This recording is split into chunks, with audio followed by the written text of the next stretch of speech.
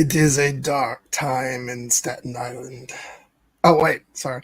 Welcome to Here We Dragons. I'm Jahan, or John, and with me is my Vampire Council co-leader, Nadja, or Nessie. And we are joined by the person who will actually be sitting on the throne as to uncomplicate matters, Sarah.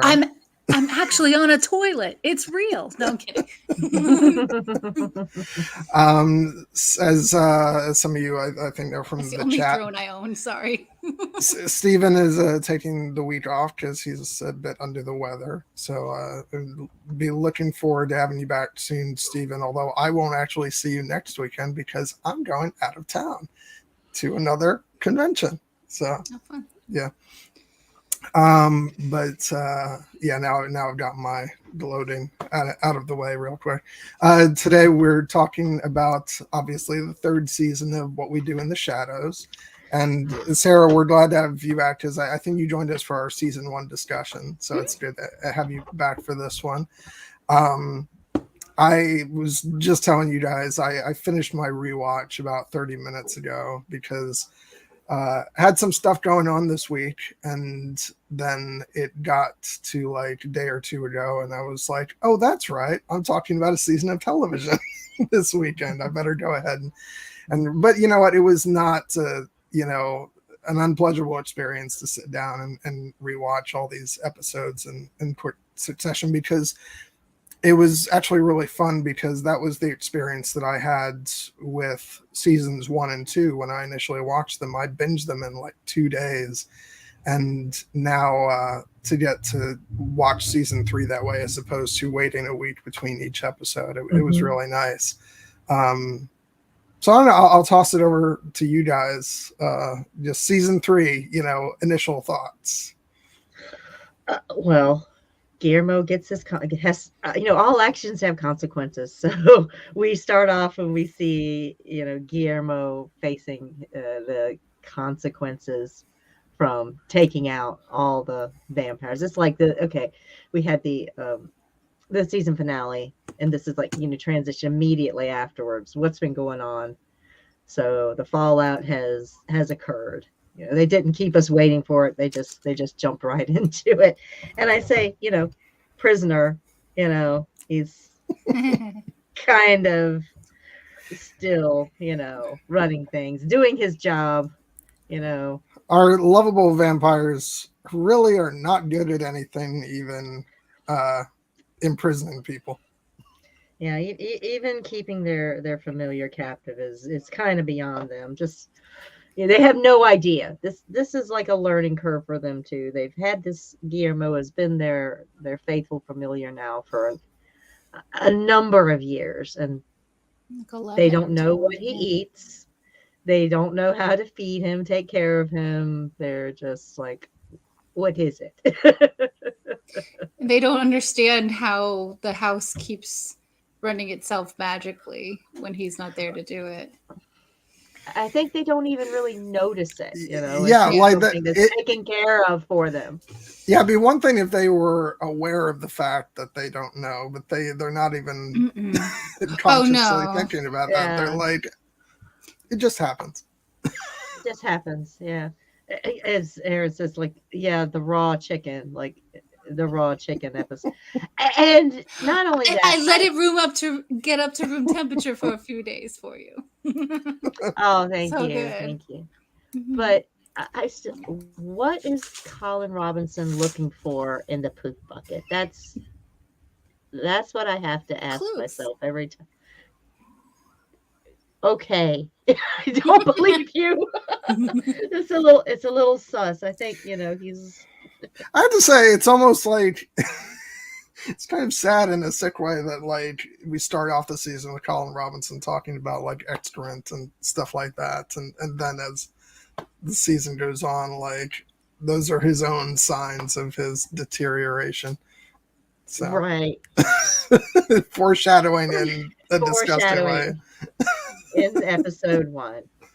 Which actually, and I do want to say real quick, that this was, I think, for me, the really nice thing about watching the season again and episode after episode is, I remember when I watched when we got to the end of the season while it was airing, I was really caught off guard by the fact that, you know, Colin Robinson was dying, you know, whatever is going on with baby Colin Robinson. But like, a metamorphosis of sorts. But watching the season through this time and having that in mind, you pick up on a lot of stuff throughout the season, and it made it, I guess enjoyable is the wrong word because it's sad, but you know, but you can see the, you know, the progression of that, and also the way that Laszlo is interacting with him, and it has, you know, more resonance. And yeah, I think that honestly, like the real joy of this season for me was Colin and Laszlo.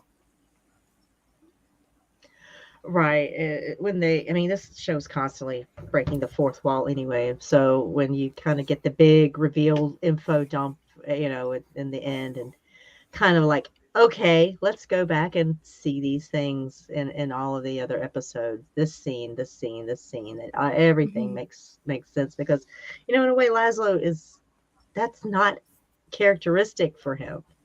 You know, he's very selfish, very self-centered, and one of probably the most disparaging of all the other roommates of Colin Robinson, I'd say, from, you know, the beginning. But yeah, for him to like, oh, okay, well, I need to, like, you know, he thinks he's gonna die, so he's gonna make his end pleasant, you know, as can be.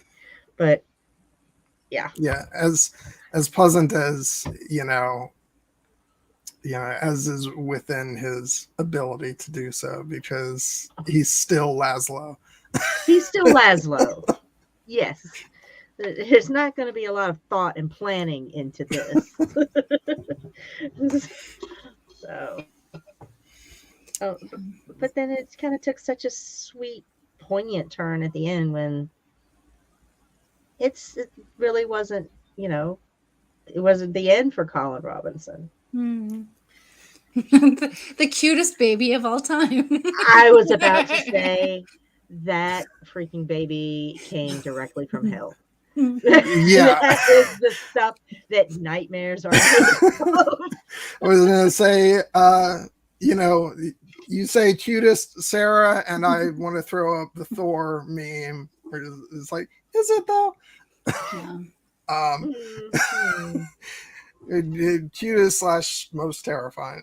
Oh yeah, no, I mean, obviously, it's being facetious, but extremely disturbing. Yeah, was unpleasantly uncomfortable. Basically, how Colin's made you feel the entire time. So creepy baby.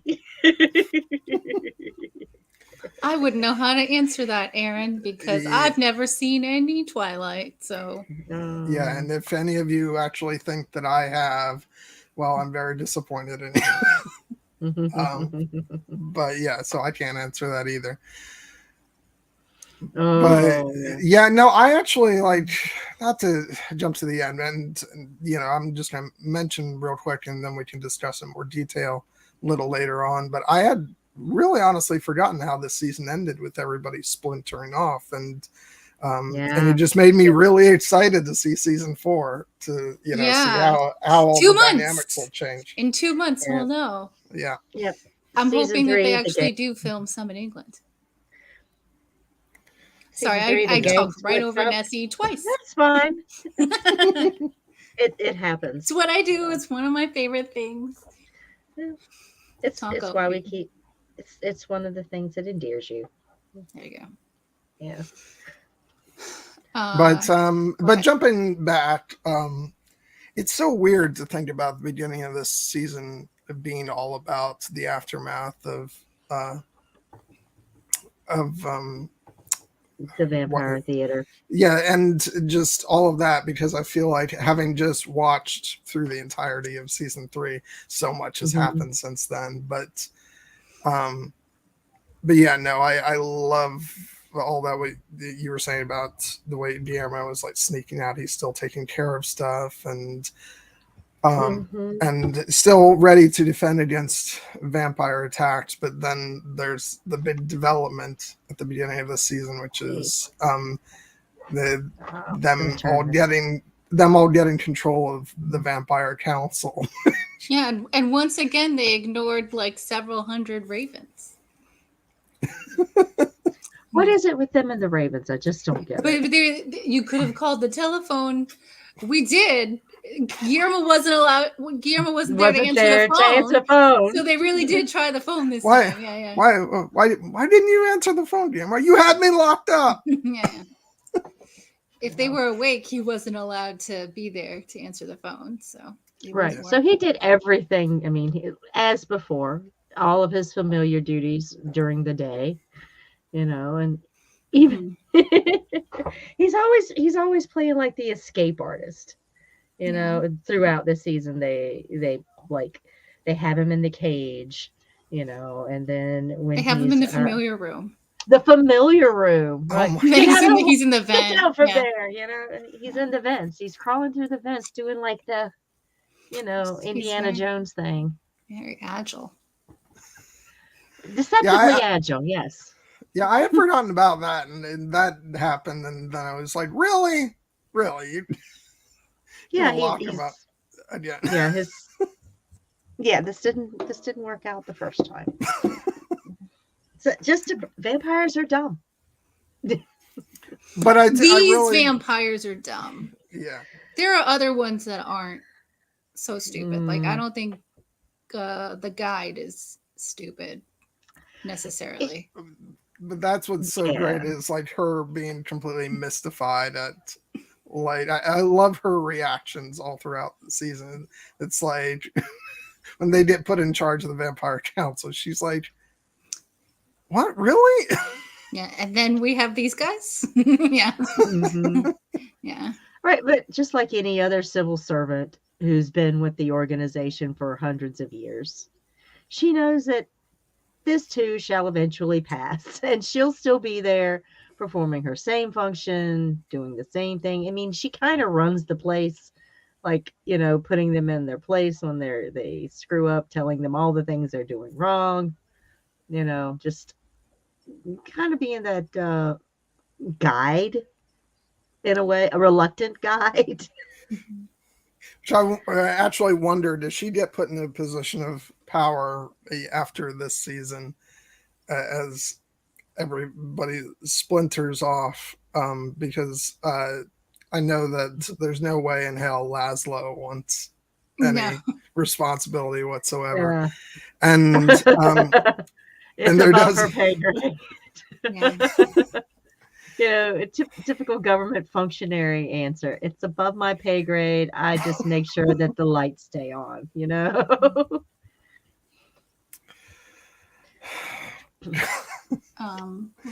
So the vampire council. So they put these guys are now running the show, and of course havoc ensues. Just their perusal through the vampire council building. They basically, they're given the keys to the kingdom and all the artifacts that are there, cool toys. It's like, I'm gonna push this. You tell them that this thing does something, but they're not supposed to touch it. So obviously the first thing, one of them is gonna touch it, because they're all like 8-year-olds essentially. Yeah, it's a great honor to hold your great grandfather's penis in your hands. Funny. It was that part, right? Yeah, it was definitely. There's a lot of penis references this season, so clearly it's my favorite season. But whatever. Sorry. I think that might be from episode 2, though. We haven't quite switched to episode 2 yet. I'm sorry. Well, yeah. I'm trying to think if there's any like major events in episode 1 that we want to. We get that wonderful video message from Viago. Oh yeah. Which I just love every time they bring Taika into the show. Even though cameos. Yeah, even though I haven't seen the movie, like I still really enjoy. You still haven't seen? I still haven't seen it. I know it's not on any streaming platforms, but I mean, we're saving that for a special occasion. It's out there. But yeah, they have to decide Guillermo's fate, and it's like, okay, you're my bodyguard. We're not going to kill you. We're going to make you a fully fledged member of the team. You're going to turn me into a vampire? What? No. No. You're going to be a bodyguard, which essentially is going to be the same thing as you being a familiar, except you're going to protect us. Yeah. Which you were already doing. I love how manipulative Guillermo is this season too. Like he listens in, and then he talks to Nandor about the Code of the Warrior, and Nandor's like, "Yes, the Code of the Warrior," Right. But it's like I'm sorry, but like every time I think about like how absolutely stupid these guys are, like anybody with half a brain cell would listen to Guillermo saying the exact same words that Nandor said and be like, wait a second, this effer was listening in. But no, Nandor's just like, that's what I was trying to tell them. Right. Of course, someone agrees with him. Yeah. They thought that the mailer demon that emailed them back sent them a curse last year. So I mean, yeah, they're not exactly up with even, if he had done this technologically, they would have had no clue how he did it. But I mean, he didn't even have to do that because they were so oblivious. Yeah. But yeah, no, Guillermo gets very even more sneaky this season for sure.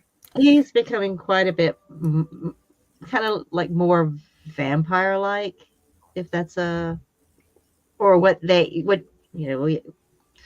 we imagine what vampires are, which are like these creatures that have lived forever. They're very crafty. They're very devious. We've got these guys who are definitely not, but they're vampires. Yeah. So if you have like the person behind the throne, the power behind the throne is kind of basically, I think, what Guillermo is trying to achieve. Yeah. This season. I wrote a bunch of notes during that episode too. Sorry, Nessie. Oh, that's fine. What did you which one? I think it was the 5th episode or whatever, where the Chamber of Judgment, like where he's like, is it the one whispering into their ear? And like at one point they cut to him in his little space under the stairs. He's reading Machiavelli. Like they really made it very much a thing, especially that episode. But I mean, that's kind of, he's been doing a lot of that the whole season for sure.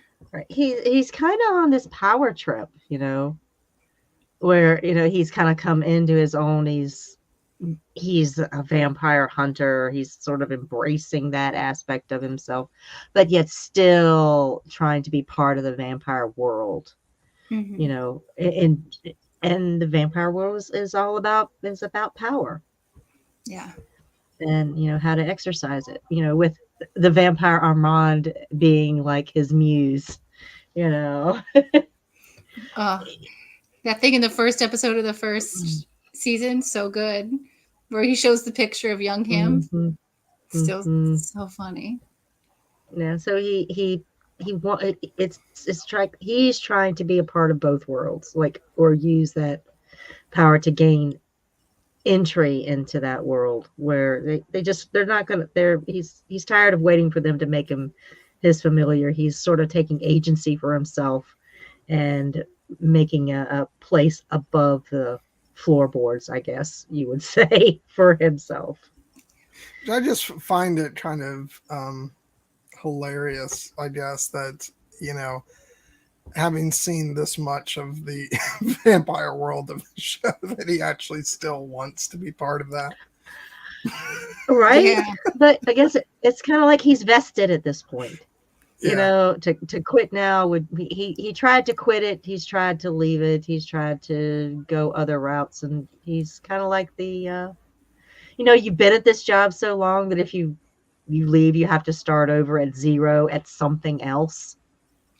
He wouldn't start at zero if he went back to Panera, though. His original job. I mean, he could probably get his old job at Panera back. He's always been kicking that around. But I don't know. Yeah. So yeah, it's all about this. It's everybody in this. It's all about power. I think this season, because the vampire, Nadja and Nandor are like kind of at each other a bit. Trying to one up each other, or there's that power play for, we're equals, but really I'm in charge thing. And then Laszlo just completely is like, F it, I'm out. I don't want any parts. Nope. I do not do clerical work. Yeah. He's like, effing idiots, as they're all clamoring to get into the throne. Mm-hmm. Like he's the smart one. He wants to do as little work as possible. Right. He wants no responsibility. He's not going to take any responsibility, but he does like the access, shall we say.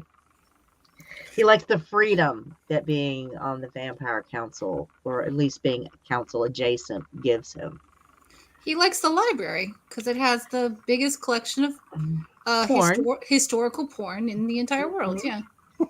Yeah, I think what was that book there, Kate? The Nobonomicon. Yeah, but thanks to his shirking of responsibility and spending his time in the library, he uncovers fateful information. Yeah, and that's again one of the parts that's like so great how they play it off initially, where he's in the library and Colin's in there and they're doing their old talking to the camera, and then it's played for laughs that Colin talks about the books as being like valuable or whatever, and then you see Laszlo carrying out a sheet of paper, and it's like, oh, Laszlo being Laszlo. Then we find out later on it's because it's the information he's found about energy vampires, and it's so that Colin won't find out, and I wink my way, you wink yours. That's how he plays it off. Yeah. So it's hilarious in the moment, but then really poignant later on, and it's. Yeah, you don't realize that they're building up the whole time. Like, I feel like the whole first season, the big secret that they're going to eventually reveal is the DNA test, and then I don't know what the through line in season 2. I mean, I guess the through line in season 2 is just they don't realize they're being hunted, and then the through line this season obviously is them keeping secrets from each other, essentially. Some about Colin and some other stuff too. Yeah.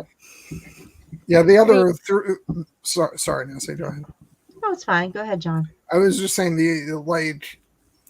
as far as through lines go, you've got the whole thing about Colin, that eventually you see that's the major through line, but also you've got Nandor and what he's searching for this season, and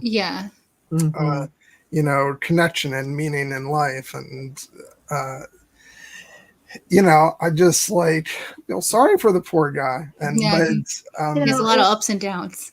Yeah, it's almost as though he's mourning his loss of his humanity in a way, like just low key. Not like I don't know that he would ever want to give up being a vampire, but he's kind of a little sad about the way things are. He's having a crisis, shall we say? Maybe going through that midlife crisis that all vampires do once they reach a certain age. Only about 750 years in. Yeah, or that crisis. Yeah, exactly. That's what he calls it. That's what Guillermo calls it.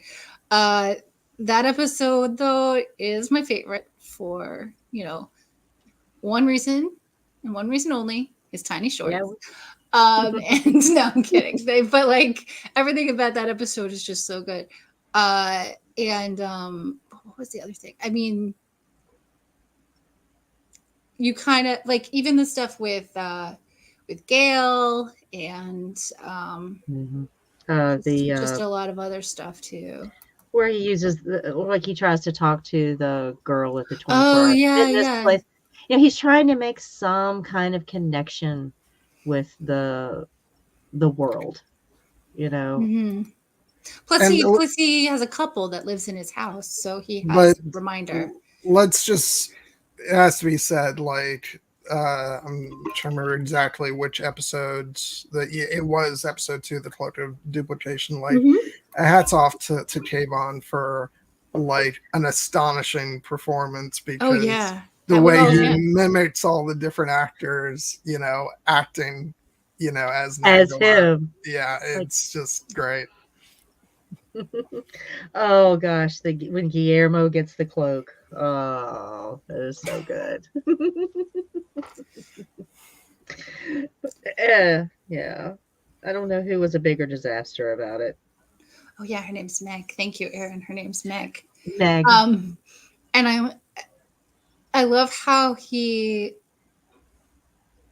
I guess he uses hypnosis on her a couple of times so that it works out. But I think maybe the first time he didn't. I don't remember. But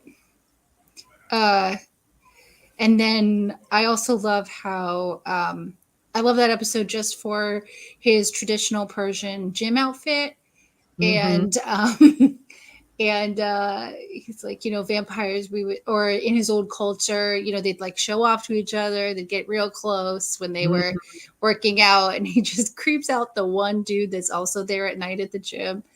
But yeah, I don't know. That episode was hilarious when I first saw it, especially.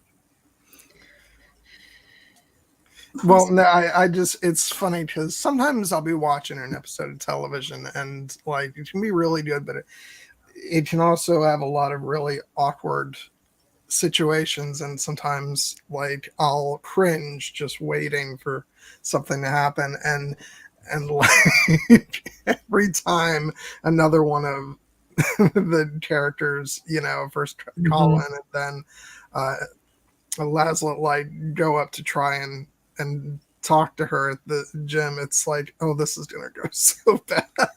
This is gonna go so bad, yeah. Well, Colin finally discovered negging. Oh, jeez. Oh my god. Sorry, yeah. Sorry, Nancy. No, and like I think Guillermo he succeeds, but he succeeds in a way that he's of course immediately friend zoned. And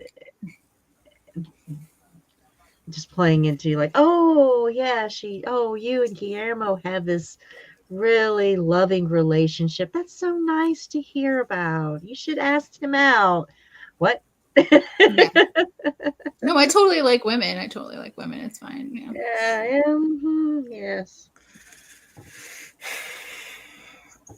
But yeah, just being able to just pull on all three of the other actors in that role is just fabulous. Hats off.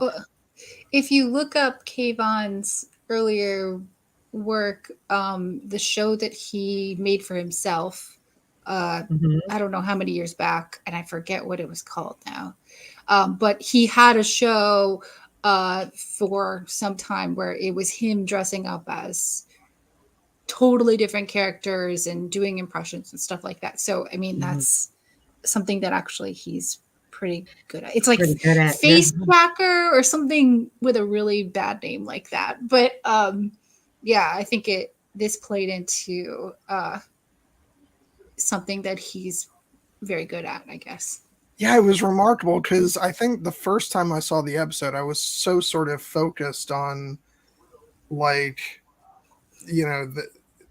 the characters and the in-world aspect of it that I wasn't really paying attention to, like how remarkably the actor was pulling it off. And this time watching, I was like, oh my God, like that's not the other actors dubbing their voices in or anything. He's just totally doing, his take on those characters, and it was uncanny. Yeah. So he's a complete mimic. Yeah. It's a bummer he couldn't, they didn't make Nadja also do it, because I would have loved to see his Nadja impression. Nadja as Nandor impression would have been great, but I guess they only had so many minutes. Yeah, that was the one where they actually did dub in her voice over him. And at the very end. At the very end. And I kind of actually would have liked to see just his take on Nadja, but Laszlo, we finally do that thing you've been wanting to. She's like, I'm touching your pee-pee right now. Like, so funny. Oh yeah, Nadja in this season. Nadja goes all boss girl in this season. She really just like finally kind of gets the, that's, I don't know. She's always been, quote, the smartest one in the room. I need to stop making air quotes. She has always been like this of the three, the one who's gotten a little bit more going on the ball for her. And, she's had to like invent a friend to talk to, so she'll have someone to confide in, to have an intelligent conversation with. And it was basically herself.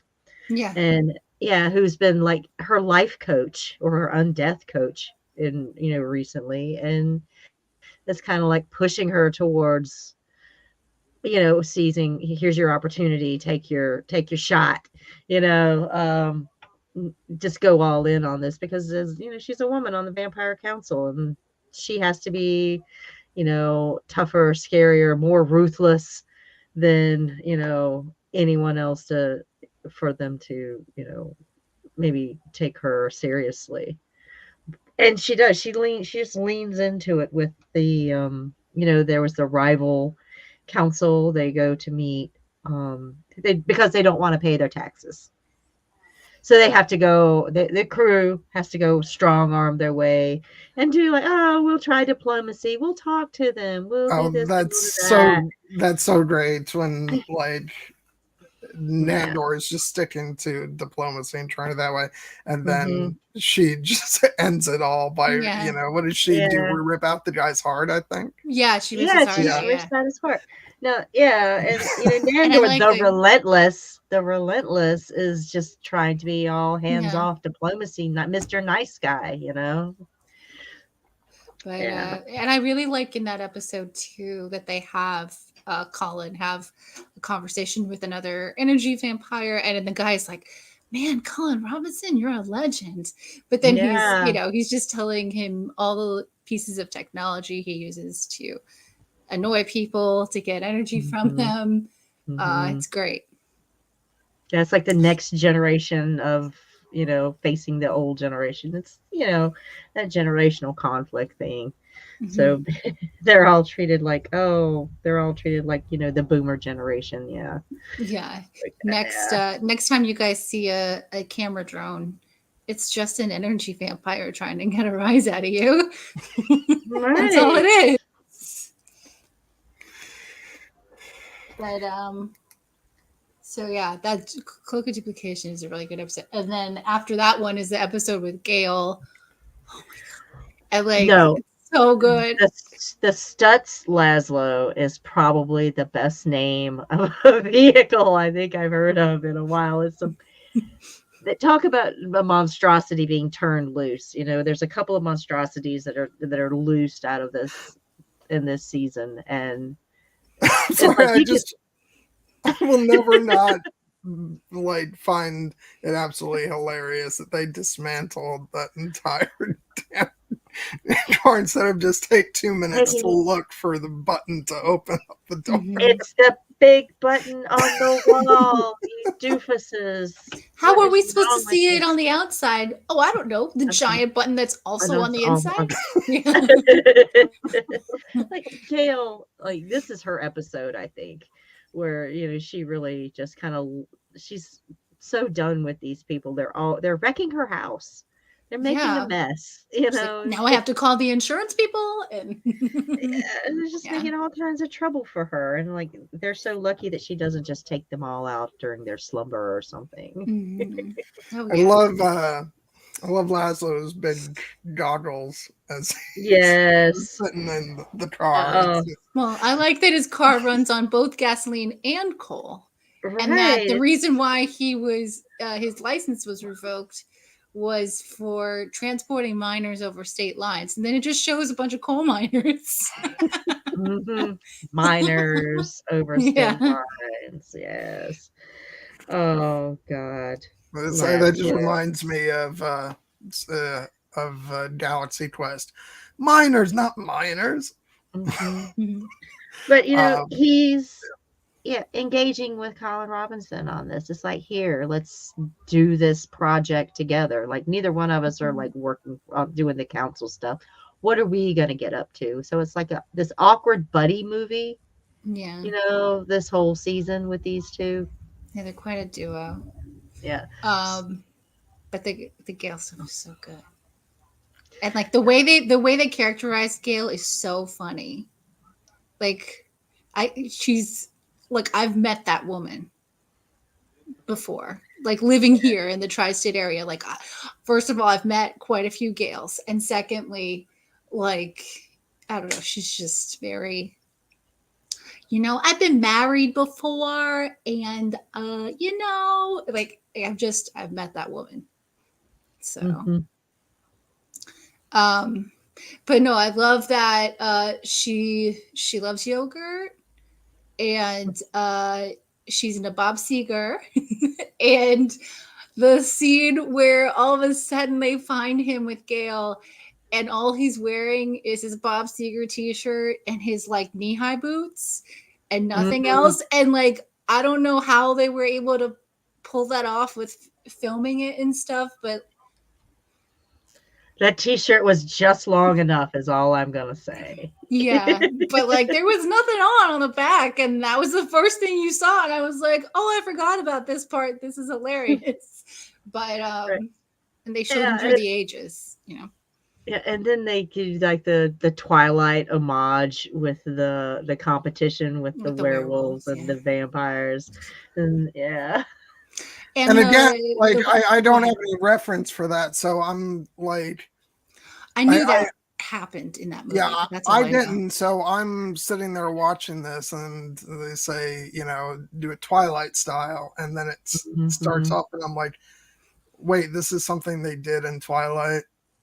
Apparently, Jesus Christ. Kinda, kinda like, we're gonna settle this with football. Yeah. A competition. It's the whole high school teenage drama kind of thing, They're gonna have a dance off. They're gonna have a game to settle the score. And Buffy the Vampire Slayer took place in high school. I don't ever recall anything like that. So. Well, did they ever have a rivalry with a bunch of vampires? With werewolves, yeah. I don't think there's ever a kickball game in True Blood, but there's other face-offs. I think, if I remember that show, I kind of watched it all in 2020 because I'd never seen it, and it was a blur. It was weird. Don't watch it. Once you get past a certain season, it's like, wow, this is really the rails. But I'm just gonna finish it because it's weird. I like that the running joke of the fact that all the guys assume Nadja doesn't like Gale because she's another woman. And she's like, I don't dislike Gale. I just don't want her to break Nandor's heart again. And like, they never listened to her when that was actually that's probably my favorite part of the episode, because it just she keeps going, I don't dislike Gale. And then of course she accidentally kills her. Accidentally kills her. And then just Gale and like, that was an accident. I swear. I don't dislike Gale. Yeah. And then all the werewolf jokes they made, like where Guillermo goes up to Gail's other boyfriend and is like, I'm also his heart guard. Hey guys, did we all remember to take our heart guard this month so we don't get worms? And every time there was a car, a bunch of them run after it. And it's very funny. Oh yeah, it was the squeaky toy all over again. Oh yeah. Oh, that episode was so good too. And they had a few of the same actors back as the werewolves for sure. Yeah. Yeah. But they didn't have now I can't remember Dave from Flight of the Conchords. What is his real name? Arch Barker. They didn't have him back, unfortunately. But maybe he was nowhere near Canada at the time to film. So, but what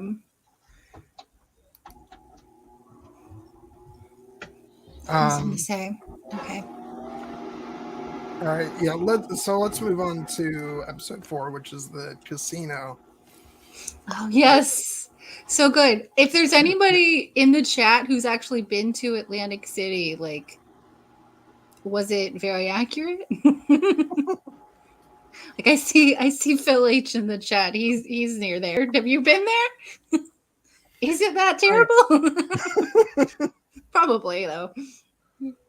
But like I don't know where they actually filmed it, if they did go down to Atlantic City to film it. I mean, obviously all of that could have been filmed in a stage, but I love how they just have like during the opening credits, they're showing all these like locale shots, and it's also they're all worse. Yeah, everything's worse than the one before it. Okay, yeah, Phil confirms. Yes, it is that terrible. Okay, so I've never been there. It's not that far from where I live. I never plan on going. The only casino I've ever been to is Mohegan Sun, but that's in Connecticut. So it's in the middle of the woods rather than, wherever.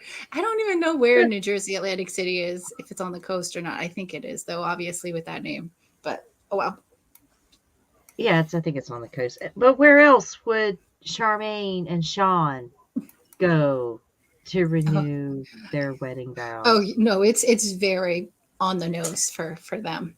Of course they're going there. Their one friend said put glass in his food so they could get it all comped. Perfect. Right.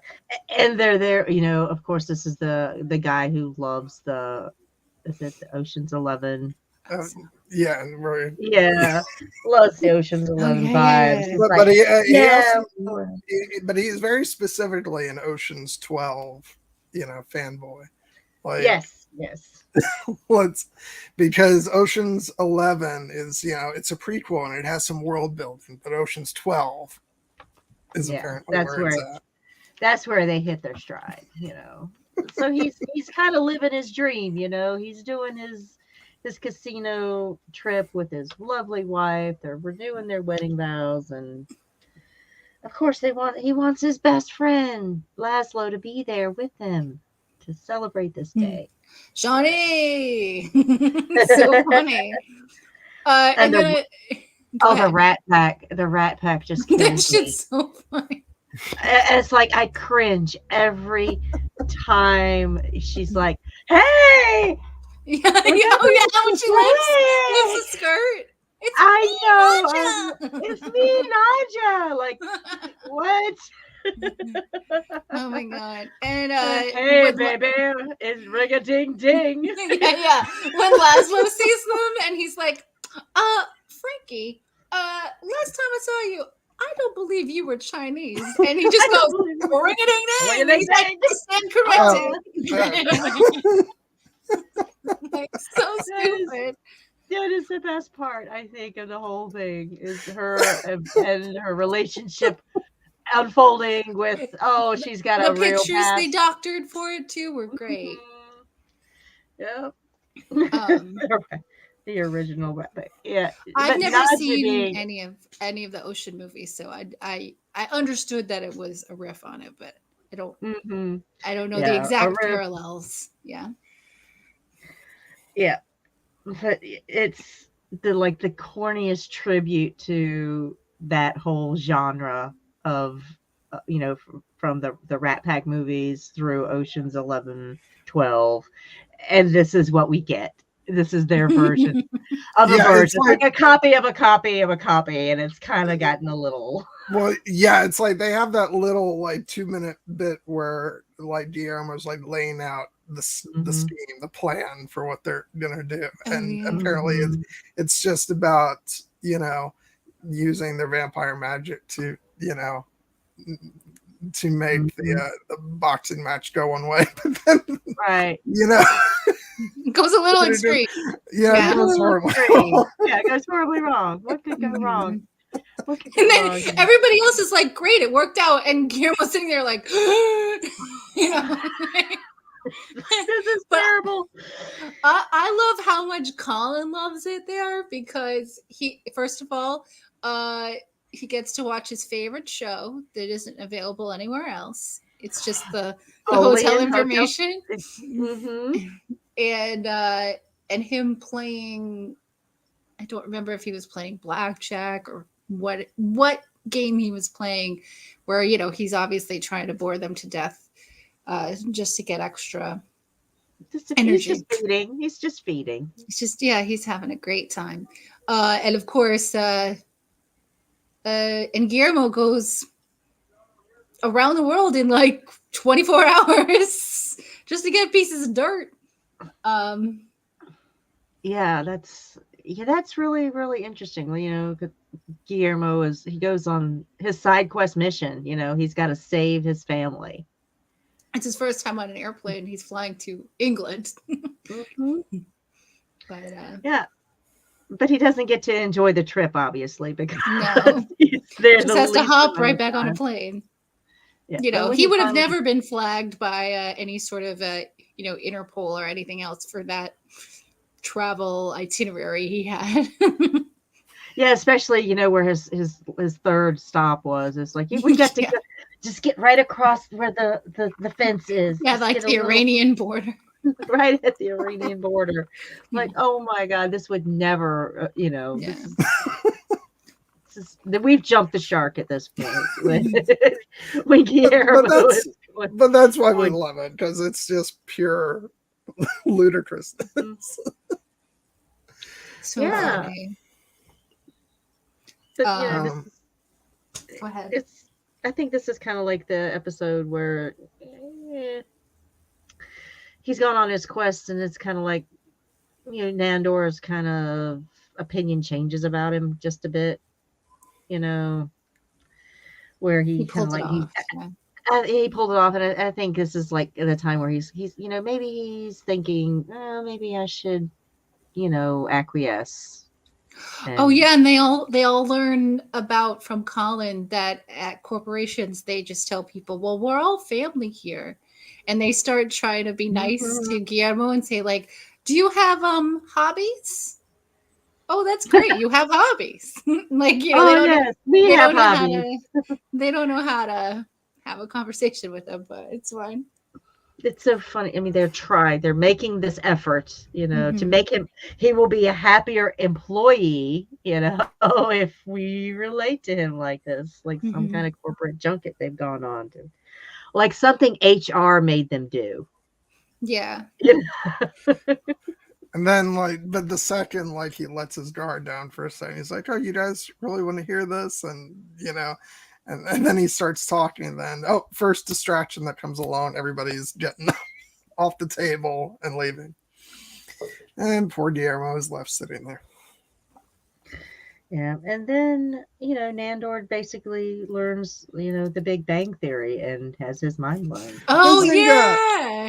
That's another part of his, depression all season. Is because existential crisis. Yeah, I forget. He's like, the earth is balanced by two elephants and I forget the weird mythology they created for him. Yeah, so funny.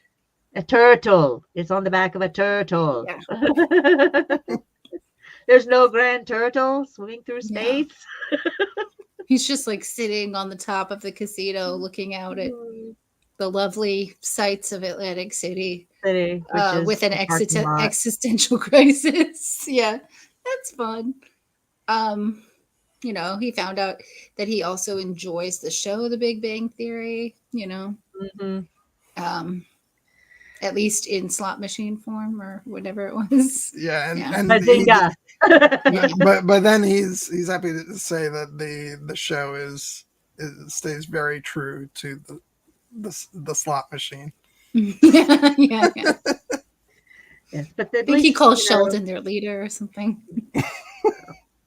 I've never seen that show either, but which of course he would he would think of Sheldon as the leader. That's very fitting for his own inflated, ego.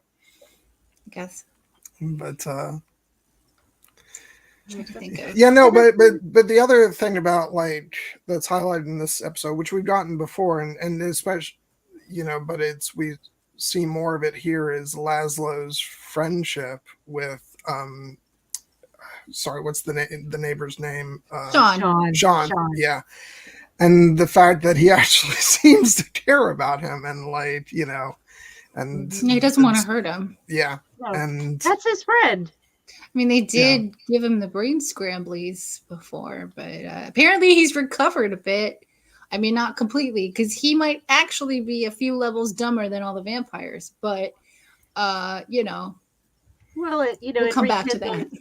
It rekindled his love of Charmaine and kind of sort of led to this point where, they're having this renewal of the vows. So. Yeah. Yep. Should we move on? Yeah, but that kind of does start Nandor's existential crisis. Yeah, he'd gotten his heart broken a couple times already, and then he got his whole view of everything blown. So, as if he couldn't have learned about, the way the earth works in the last 100 years that he's been alive. It hasn't occurred to him to look it up. Yeah. To look it up. Why would he? Yeah. It's they don't watch television or read the newspaper, so they don't know. Should we move on to the 5th episode, The Chamber of Judgments? Yes, the chamber. This is the episode where I started writing notes down, so I'll have a lot of random things to say. But so this is when you see the what you got the throne, and then who's going to sit on it, and and then Guillermo kind of gets his way about it, right? Yeah, he kind of gets to play it, to role play it, his fantasy of being an important vampire. Yeah, but it backfires on him. Yeah. When the first person who's brought up for judgment is the guy that he sort of abandoned to the mosquito hunters. Derek. Derek. Well, and technically, he's so good in this. I love him. Yeah, technically the second person is the first person who actually does a horrible thing to fellow vampires. They grant mercy to that vampire, but then Derek comes up, who's barely hasn't really done anything, and it's death. I mean, they were he did basically everything you could do to reveal to people that vampires do exist. He turned into a bat on the subway. Okay. And then he was wearing terrible clothing, which is what Nadja was most offended by. And I wrote down his response was, I didn't know where to get proper vampire finery, but Hot Topic had some options. So. Yeah. He was left to fend for himself. The little baby vampire. But he acquired a hellhound. I don't know how he pulled that off, but yeah. So I think that's really what the big crime is he owns an unlicensed hellhound. Yeah, unlicensed. Yeah. Unlicensed. The hellhound reveal is the best, though. Yeah, it's just an ordinary dog. Look at it. It's just an ordinary Guillermo, dog. what are you doing? No.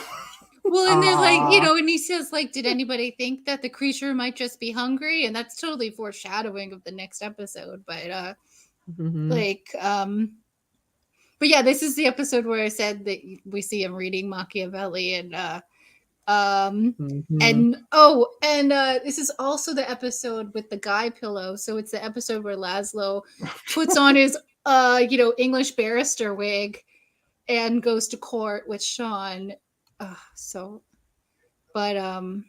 then Sean gets to see the inside of their house because Laszlo went out and got drunk after the court date. And he's like, "Oh, wow, you guys must do a lot of antiquing."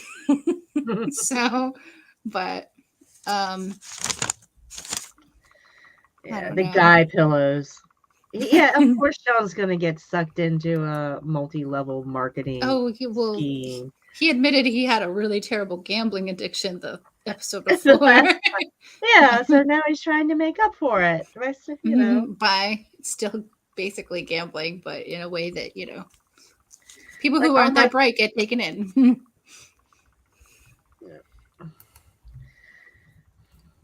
Then also, I think in this episode, let's see, they have the boys' night out. Because boys' night in, yeah, boys' night, yeah. So Colin Robinson, he brings Colin Robinson along on this, and he gets to hang out with Sean and Laszlo and the guys, on the couch. Being more included. They're playing some more complicated version of Clue or something. But the guys eventually get into it. But yeah, I like at the end though they have to pay off part of his debt to Laszlo. He has Derek going around at night trying to sell people gun pillows. The guy pillows. Yeah, it all works out like this, You do a favor for me, I do. It's all politics, dirty politics. Mm-hmm. What's the mind trick that he does? You will not be a dick about this. So funny. Yeah. And next episode, the Hellhound totally pays off. I just love that it's like the sweetest little golden retriever. You know what I mean? Yes. It's so cute. Yeah, no, and that reveal happened, and I was just like, "Oh, it's so cute." Yeah, so perfect. Cute. It's just like a flirkin, except it's a hellhound. So cute. Yeah. No. Okay. So next episode is. Well, let's go ahead and pause here and do the mid-roll before we pick up the second half of the season. Mm-hmm. Yeah. We're having too much fun talking about our favorite show. Okay, so I'm trying to figure out, do we have anything planned for next week? Yeah, Nessie, because I won't be here, so I'm not sure if you and Steven have talked about what you guys are doing yet. No, because I will not be here next week either. It's my week off. Oh, that's right. Yeah, so we may have a bye week. we may have a bye week next week. That works. So yeah, we'll see. It's leave that up to Steven, but yeah, do you have anything planned coming up? Anything for Unspun Yarn, Nessie? No. No. No. The next thing I do will probably be will be done on this channel, I think, for the foreseeable future. But what about you, John? What have you got coming up on John Webster Film? Or any side projects you may be involved in? Nothing in the immediate future, because I think we've all been rather busy lately, but also I just wound up getting, I won't go into details, but a lot of people know, last week I had some dental surgery done. So doing a whole stream on my own has not been on my priority list. But why not? No, I'm kidding. Yeah. but I do know that I do want to start up again sometime soon, and I know that Kelly and I have been talking about doing either one or a couple streams on the show Daredevil, which both she and somebody else here had been trying to talk me into watching for a while, and like I absolutely love it, because even though it's this will shock people to hear, but like I've never been super into the MCU stuff. Shock and awe. I know, sorry if I'm blowing anybody's minds there, but the Daredevil and the other like Netflix Marvel shows, that's extremely right up my alley. And I think you even said, Nessie, when you were trying to talk me into it, you said I think that it really goes with your tastes and what you would like. So I regret that I didn't do it sooner, but I'm watching now and I'm absolutely loving it. So that'll be coming up. And then actually I'm thinking about some other TV show stuff too, because speaking of Marvel, I also wanted to do a stream talking about the show Legion. And then I'm getting it looks like I'm going to be doing a stream with Sanri's brother Aaron if he actually wants to. I think Sanri and I talked about this. I don't know that Aaron has necessarily said that he's on board with it, but talking about doing a stream about Cowboy Bebop, which I would love to do, but I should probably talk to him about that. Right. This is how you get on John Webster Film. Other people talk about it and you're just automatically included in the roster for some reason. Like, right, Kelly? Like, this never happens, right? Well, what you should schedule for John Webster Film, John, is you finally watching the movie What We Do in the Shadows.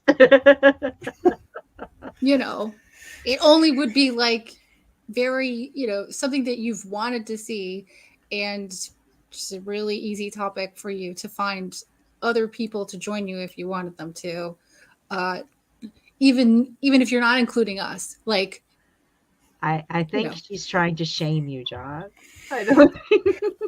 I know, but I'm like, but why would I deprive this channel of the opportunity to do that?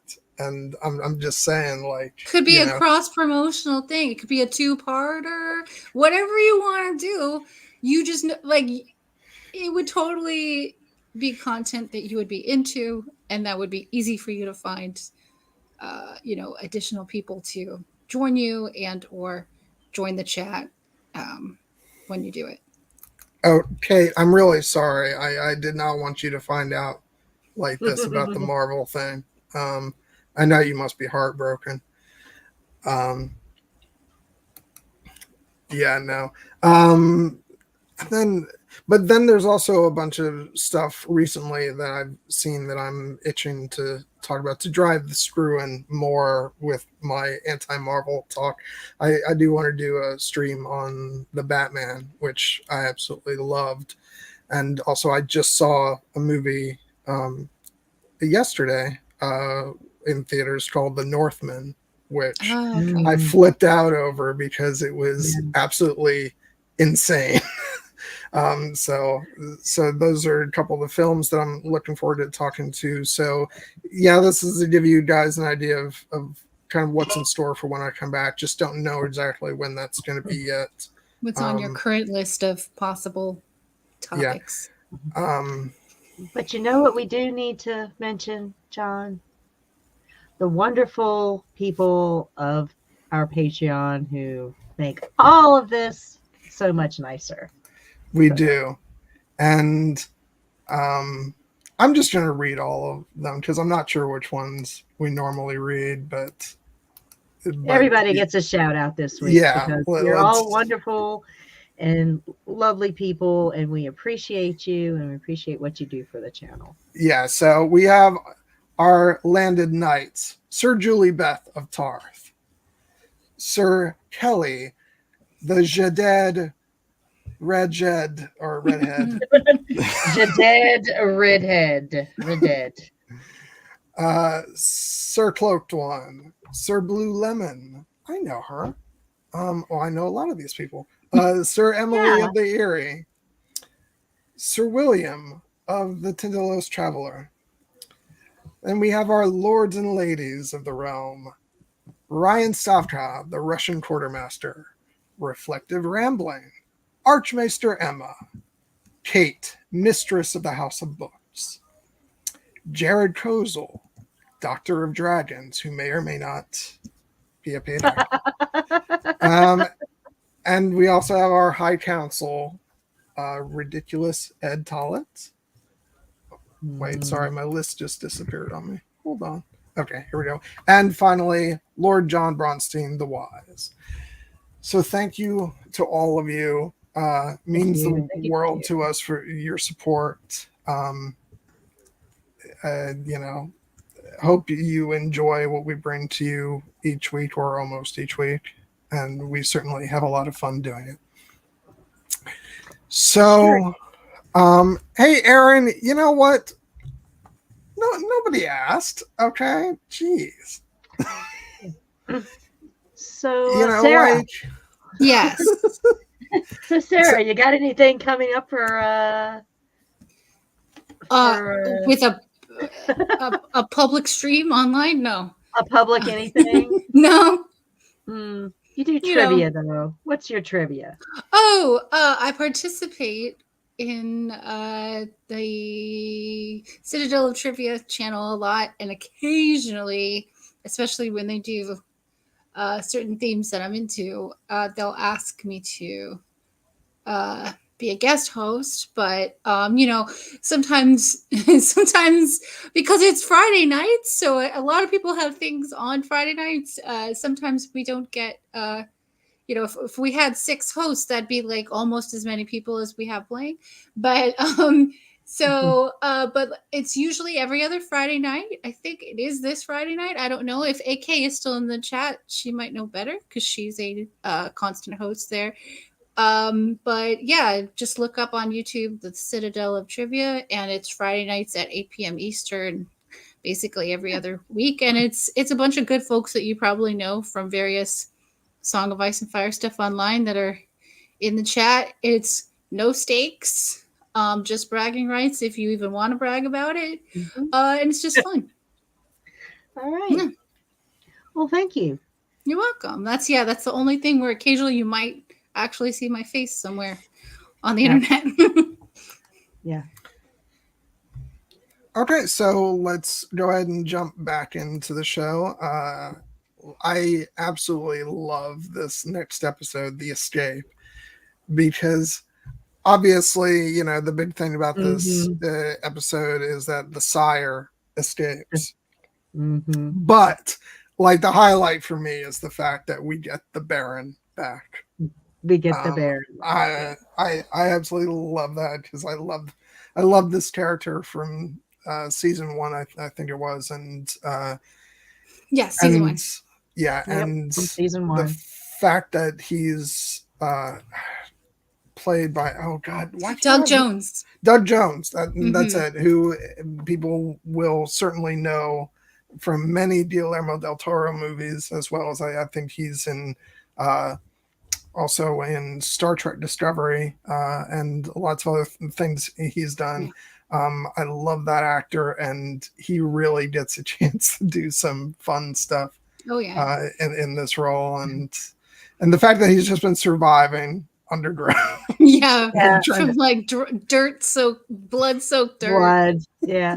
I mean, not only was Guillermo responsible for his death, but he's kind of been low-key sustaining him over the last couple of years by burying all the bodies in the backyard.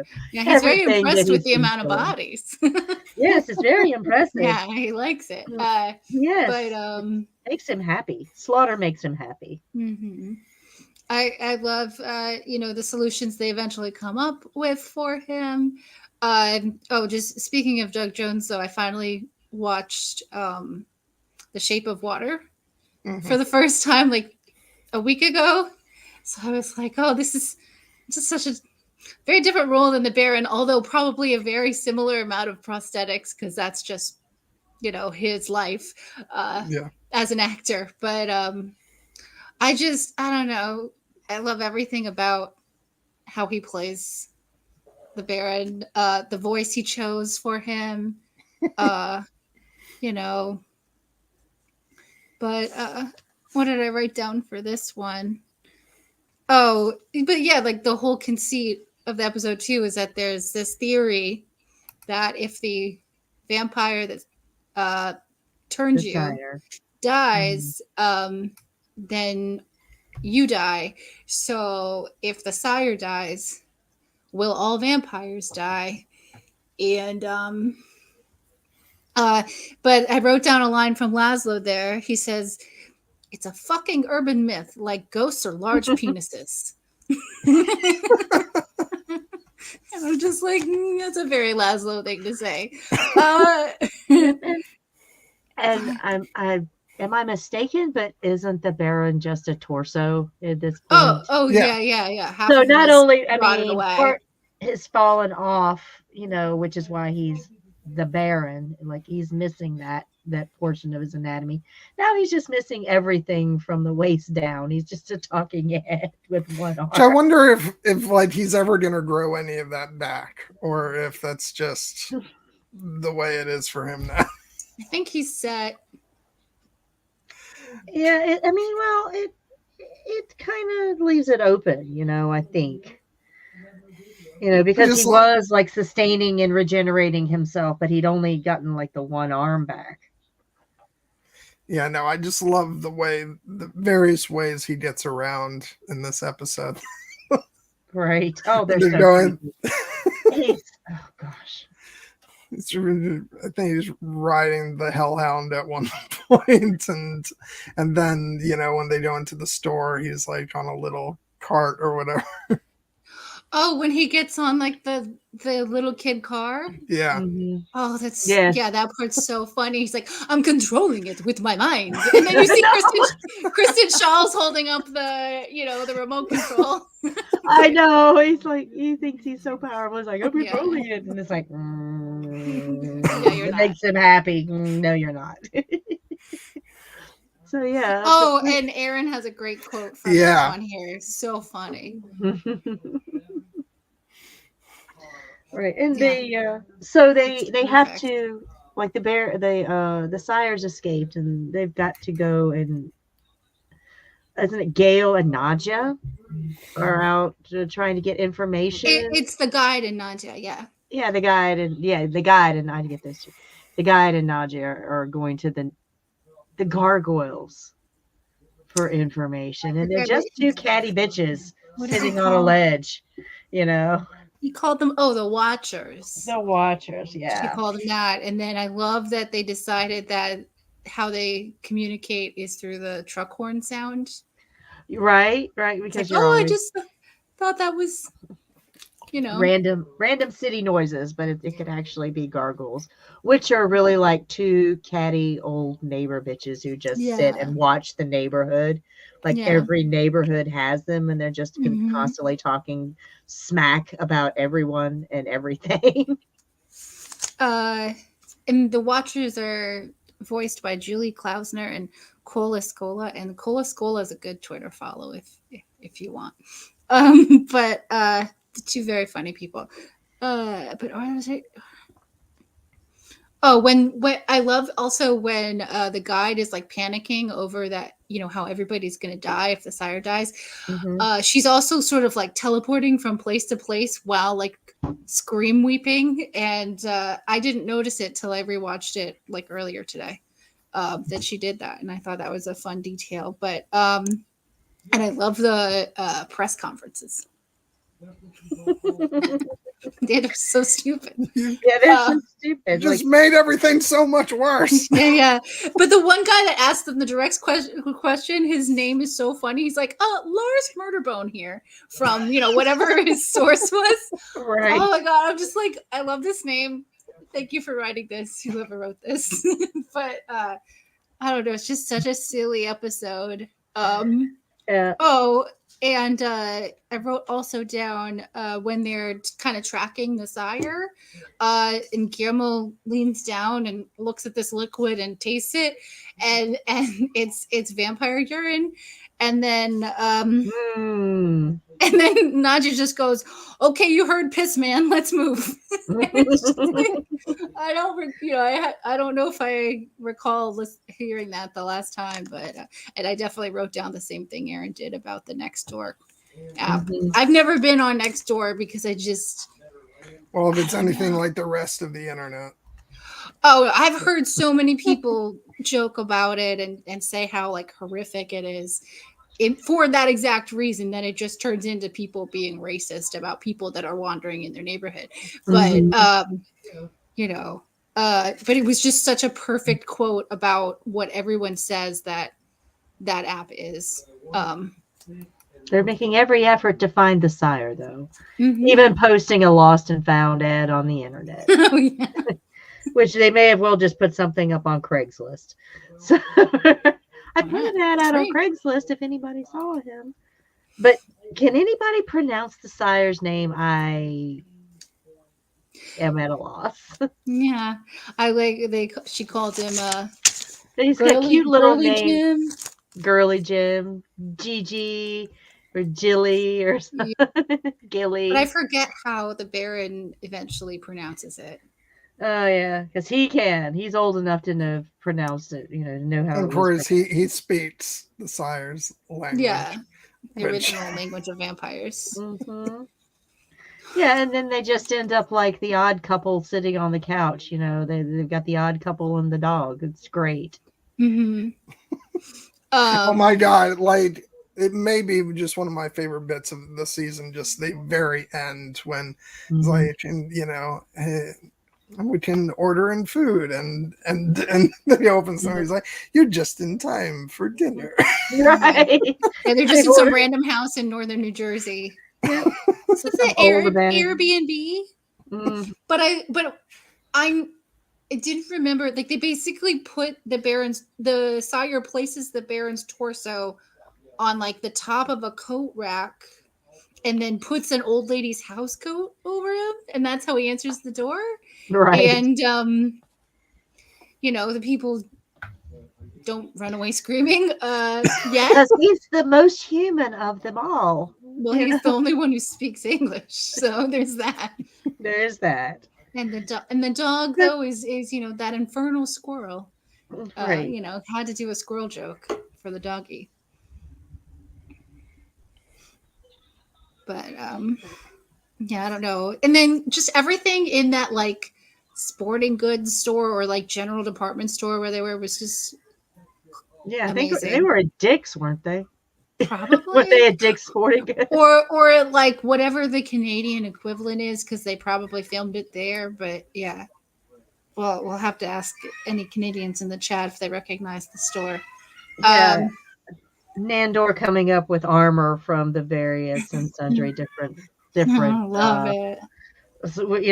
Bicycle helmet, but I think the flamingo floaty was like what really pulled the outfit together. Yeah, hockey pads and a flamingo inner tube, pool floats.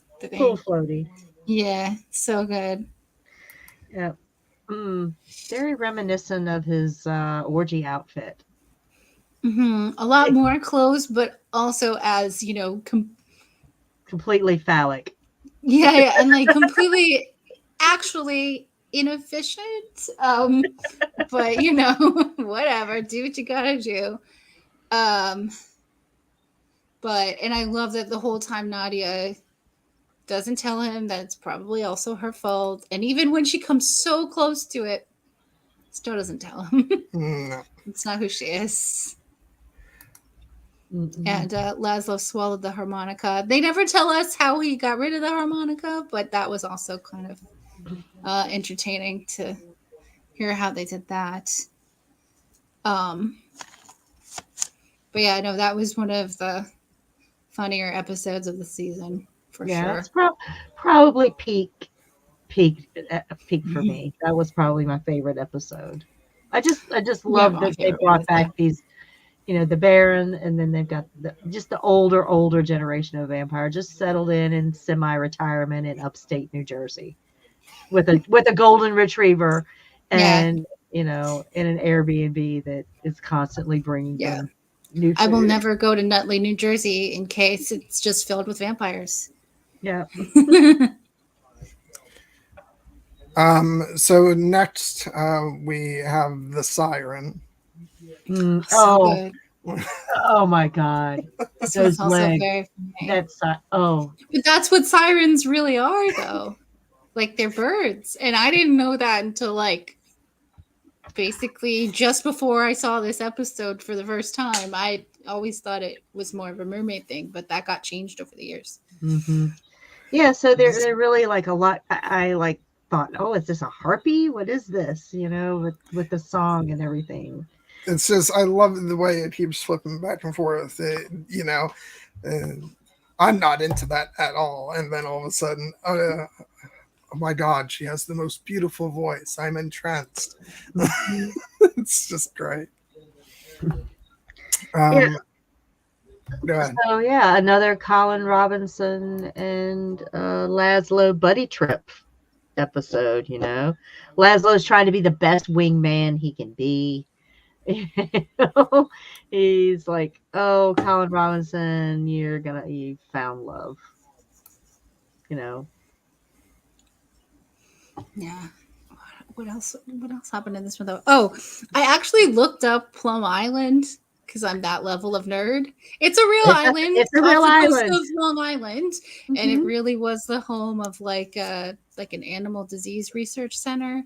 And in the last 15 years or so, they've been trying to pass things to sell it off, and apparently, it's been using up a lot of Congress's time that could have been used on anything more useful.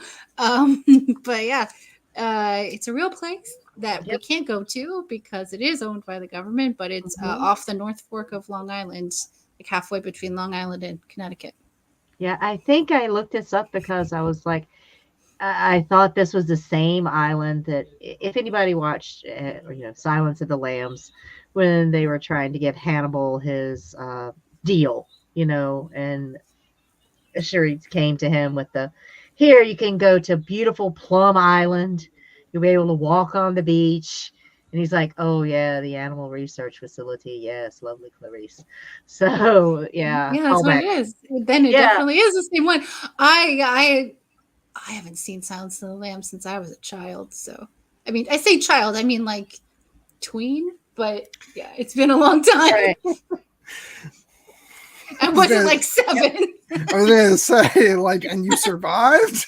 I was 12 or 13. It still wasn't a great time to watch it, but definitely the last time I watched it, I was still very much in grade school. It's just another one of those little horror movie Easter eggs that they're constantly hiding, in this series. There's a lot of references for sure. So yeah, this is also the episode where Nadja doll runs off. There's when she winds up in the union protest rat thing. That's so funny. That's so New York, and there's a lot of very distinct New York references in this episode. At one point, the siren is singing the Carmel car service song, which if you've lived in the New York City area, you've heard that exact song 8,000 times. I could sing it right now, no problem. I don't want to, but if you ever want to look up a Carmel car service commercial, it's the epitome of terrible local commercial. I mean, there's multiple ones, but they're all bad. We've all got a local commercial, that they're just constantly playing on the local TV channel. Oh yeah. What was I gonna? The doll, Nadia's friend, Nadia's herself with herself, is as Nadia is embracing this council life. She and Nandor kind of come to an agreement, they'll run it on alternate days, power sharing, and that means that she's ignoring Nadja Jr., shall we call her? Mm-hmm. So she's in pursuing like this power and whatever, she's ignoring that which is distinctly Nadja. Mm-hmm. Yeah, she comes to a grand conclusion at the end. It's very good. Yeah, it's very psychological. It's a whole id ego in conflict with itself, but that they and then the doll runs away, and it's the creepiest thing to see. This little doll when Baby Yoda is walking around. It's cute, but you see a doll doing the same freaking thing, and that is just too weird for me. Dolls are creepy. That's why. Because dolls are creepy. I just love the bit where all of a sudden they cut to, an interview with Nadja Doll and Guillermo. And then after a minute, Guillermo's like, is this what we're doing now? Yeah, get the B team. Yeah. It's so funny. Which I am really looking forward to seeing if they then get to further play up that dynamic when next season, because presumably Nadja, she isn't going to London. Is with I mean, is she, or she wouldn't be back? I don't know. House? I don't know if she would be at the house or with Nadja. No, because nobody was supposed to still be at the house. So yeah, but they forget things. But Laszlo is though. They kind of forget things. He wasn't supposed to be though. So no. Yeah, I don't know. Yeah, I don't know. They'll have to figure out we'll find out what they chose to do. If it'll be funnier for her to be overseas or to be, Laszlo's connection to Nadja. Yeah, I could kind of see that. Yeah, I can see either way, because I think it would be hilarious to see that play out between Laszlo and the Nadja doll, but also what I was just saying, I really want to see the dynamic between the three of Nadja, the doll, and Guillermo together, in their own story. I could see it going either way, because Nadja doll is kind of like a proxy for a child for Nadja, and then baby Colin Robinson is, a child for Laszlo to raise. So, I mean, seeing them, seeing Nadja doll and Colin Robinson interact as step siblings, or in that kind of sibling dynamic would be really interesting. I also like the little montage they had of her interacting with everyone with the good memories that she had at the house, like her fighting with Nandor was so funny, and just everything about it. I don't know, very cute. This doll attacking Nandor, sneak attacking him, and they're trying to find her while she's out on the run. On the shelf or whatever. Yeah, it's so funny. Yeah, like the elf on the shelf, she just dives out. She's demented and attacks Nandor. I think he's a little bit creeped out by it as well. But let's not forget also to mention Laszlo's trip to Best Buy. So funny. Oh my god. Oh, I wrote down his email address, but I haven't tried to email it. See if it's real.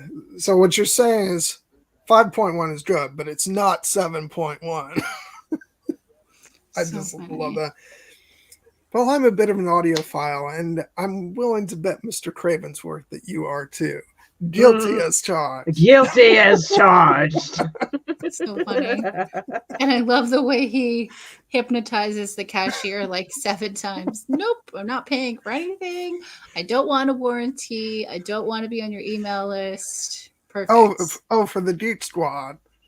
Yeah. Totally understand. Yeah, now he's like, oh no, I'm good with that. Yeah. The fact that he even knows what the Geek Squad is, I mean, he's light years ahead of the rest of them. And just getting back to the siren for a second, there was just when they cut to her singing Islands in the Stream with Colin Robinson, so good. And he has a line that says, "It's not the first time that a beautiful woman has shit on my shoes." I'm like, that's an interesting story, which they will never explain. It's funnier, it's just a line. I told you guys I was cramming in a lot of the episodes earlier today. Me too. And I was at the time, I think I was eating lunch or something, and I had my headphones on with the show on my phone. And it was one of those moments where he said that, and I think my dad was sitting over on the other couch, and I just burst out laughing. And I'm sure he was like, "What on earth are you going on about?" But I just thought it was so funny. I love it. But yeah, no, I don't like the fact that, Colin even was, liked her even when she wasn't, doing the siren song. And they had like a real connection there. It's kind of like he just was like, this was his chance. And he still kind of liked her even when she wasn't singing. So yeah, that was pretty good. Oh, and we totally forgot at the very beginning of the episode, they're video chatting with Scott Bakula because his name rhymes with Dracula. It's so fun. Count Bakula. Yeah. Count Bakula. Do you have any ancestral homes in Transylvania? No. No. Love it. But should we move on to the next episode? Yeah. The wellness center where things. This is my favorite episode of the whole season for multiple reasons. Where things are really going downhill for. Nandor's really feeling for Nandor. Yeah. Nandor. Yeah. Like the existential crisis is like hit. Yeah. It's the anniversary of when he was turned Nandor, and they always throw a party for him, and Colin Robinson gets a little too into it. So funny. Oh my God, every year with the belly dancing. This is just for me. Yeah. And because it was an episode mainly about Nandor, they actually had the recording of the theme song in Persian. Or in Farsi, I guess. Farsi. Yeah. I would assume it's in Farsi. I didn't look it up to make sure it was exactly in Farsi, but probably. They had some real fun a couple times with the opening credits this season, because for the Atlantic City episodes, they changed up the shots and stuff, and then for this one they changed up the language it was being sung in. That's nice. It's really good. But so Nandor gets, sucked in by a cult. Yeah, sometimes, you're vulnerable. You're having he was ripe for picking, shall we say. Which also, can I just say, like... Oh, yeah, he was an easy target.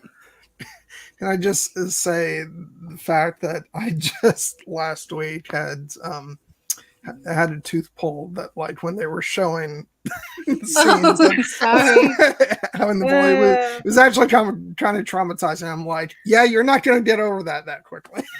Yeah. Trigger warning for this episode. Yeah. But I like when he first goes there too. They're all like, oh my God, it's so creepy. Yeah. So brainwashed. Amazing. Yeah. And Cree Summer was fantastic as Jan. Jan. She was wonderful. The way she was just like drinking water. Oh yeah. Her her face when she's eating the apple is so good. Yeah, like she just despises everything, but she's like, another customer. I'm gonna do it. And he's so dumb that he doesn't see what she's doing. No, he wants to believe. He wants to believe that this is possible. And I like when he decides to go there. So he puts on his clothing that he wore when he was still a human. And they ask him, why are you just like a Playmobil figurine? Because of that, like hat with the little point. Oh, I love it so much. But yeah, his look becomes like the most amazing different styles of the 80s, I guess, the whole time, basically. Oh gosh, what like was late that? 70s, early 80s. He has the feathered hair. He's got like acid wash jeans on at one point. It's so good. There was a oh, and they do the Bare Naked Lady song. The Bare Naked all the time. Yeah. Like I know he is being sucked in by a cult, but the guy looks like he's having so much fun. Oh, he's having a great time. Yeah, even for a while. He's in a new relationship. Even for a while, he's able to pretend, and just pretend and imagine the life, that he's still mourning. He's in mourning. So he's trying to like, what if this were possible? And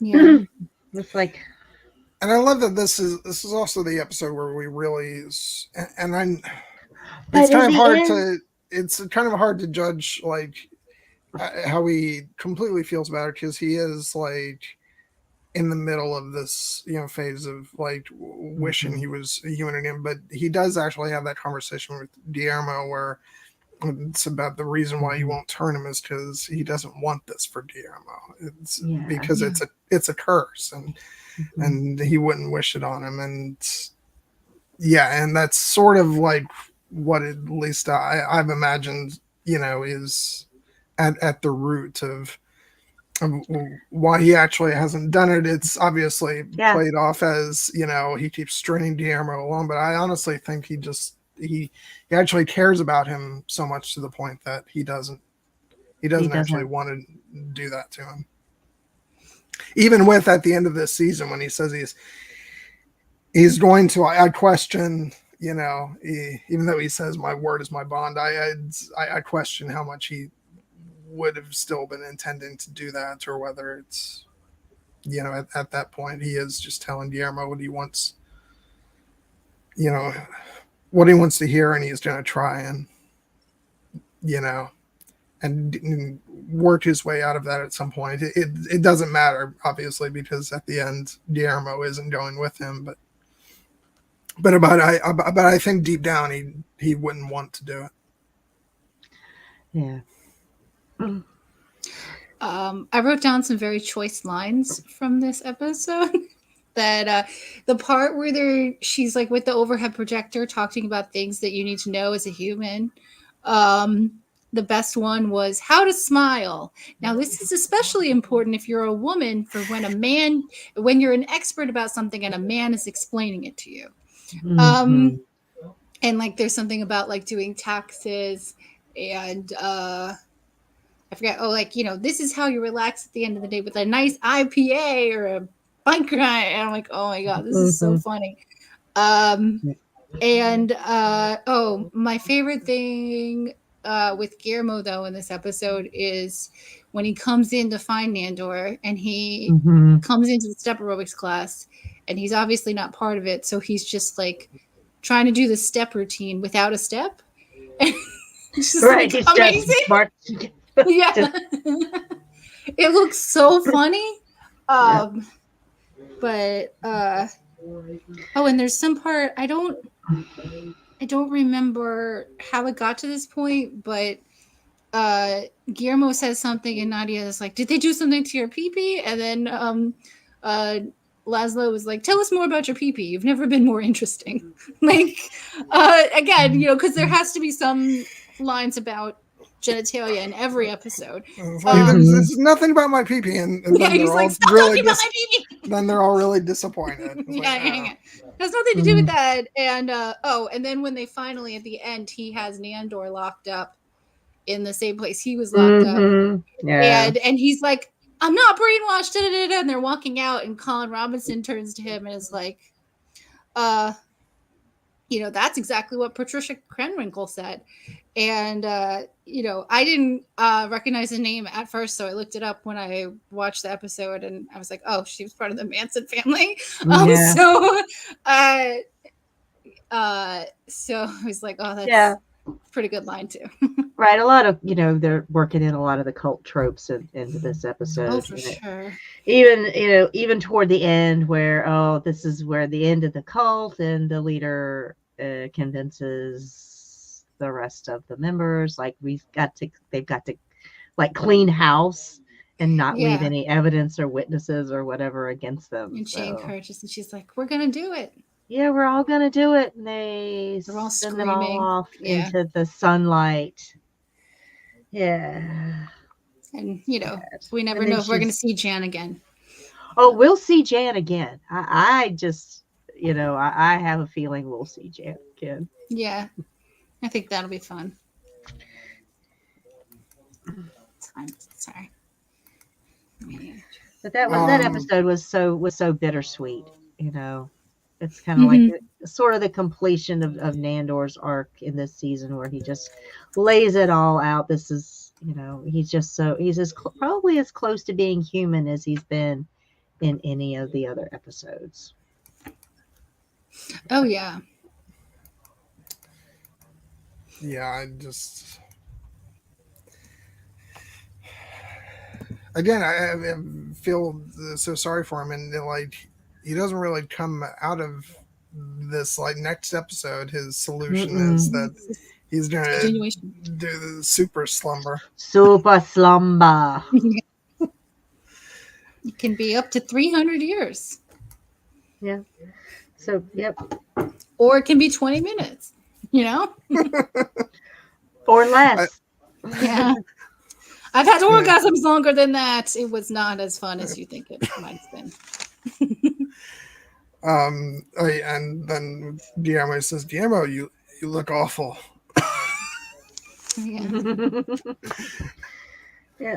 So Redhead, this is early him trying to make this break, I guess, from Guillermo as well, because if he does actually go into this super slumber, he'll never see Guillermo again. This is their good, this is their goodbye. He's leaving. He's not going to turn him. This is the end. Well, that's what it's supposed to be for 5 minutes. Yeah. But it gives him a lot to think about, Mm-hmm. And then of course Nadja has to shoulder all of the burdens of the Vampire Council. Mm-hmm. So she kind of okay, you're going to go take a nappy now, board the room up. Oh, we've got visitors. Moving on. Yeah.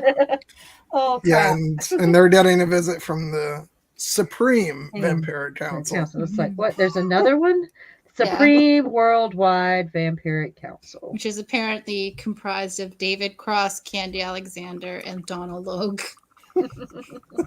Donald Logue playing a version of himself. But okay.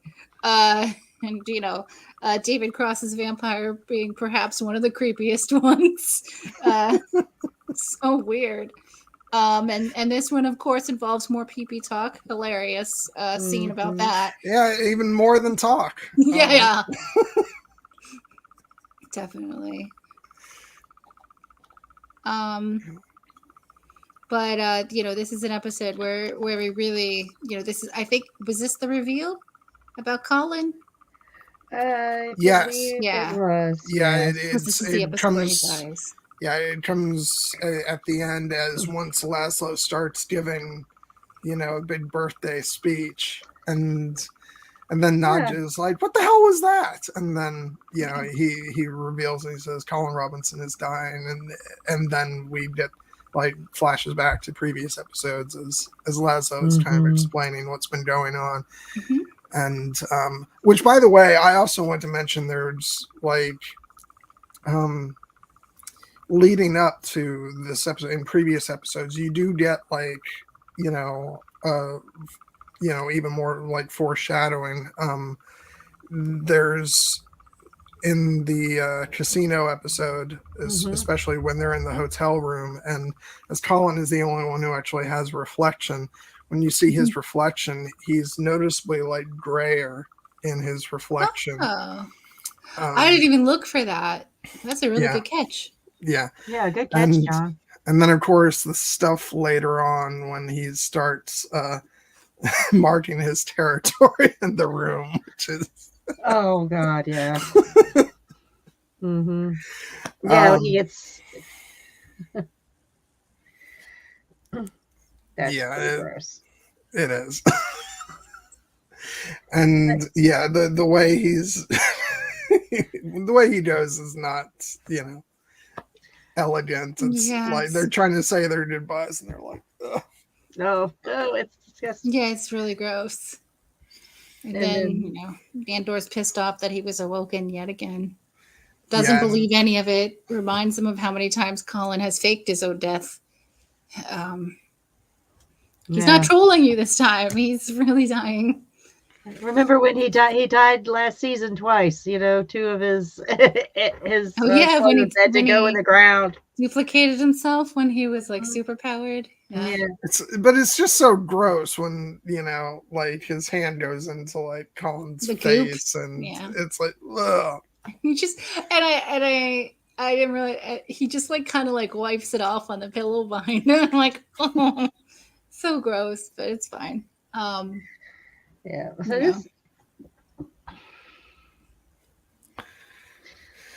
Oh, and did you guys notice? I started noticing this in the episodes I watched today. I think Guillermo had like leather gloves on the whole time. Yeah, he's trying to play up the like vampire enforcer. The bodyguard aspect. Aspect. Yeah. Yeah.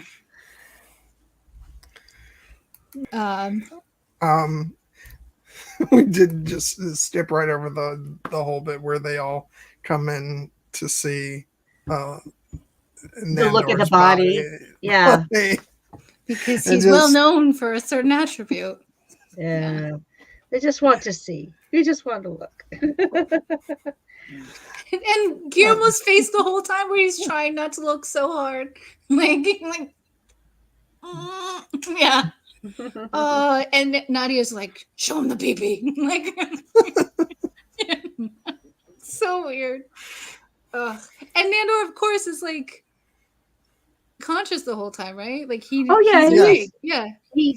pretending to be dead. Yeah.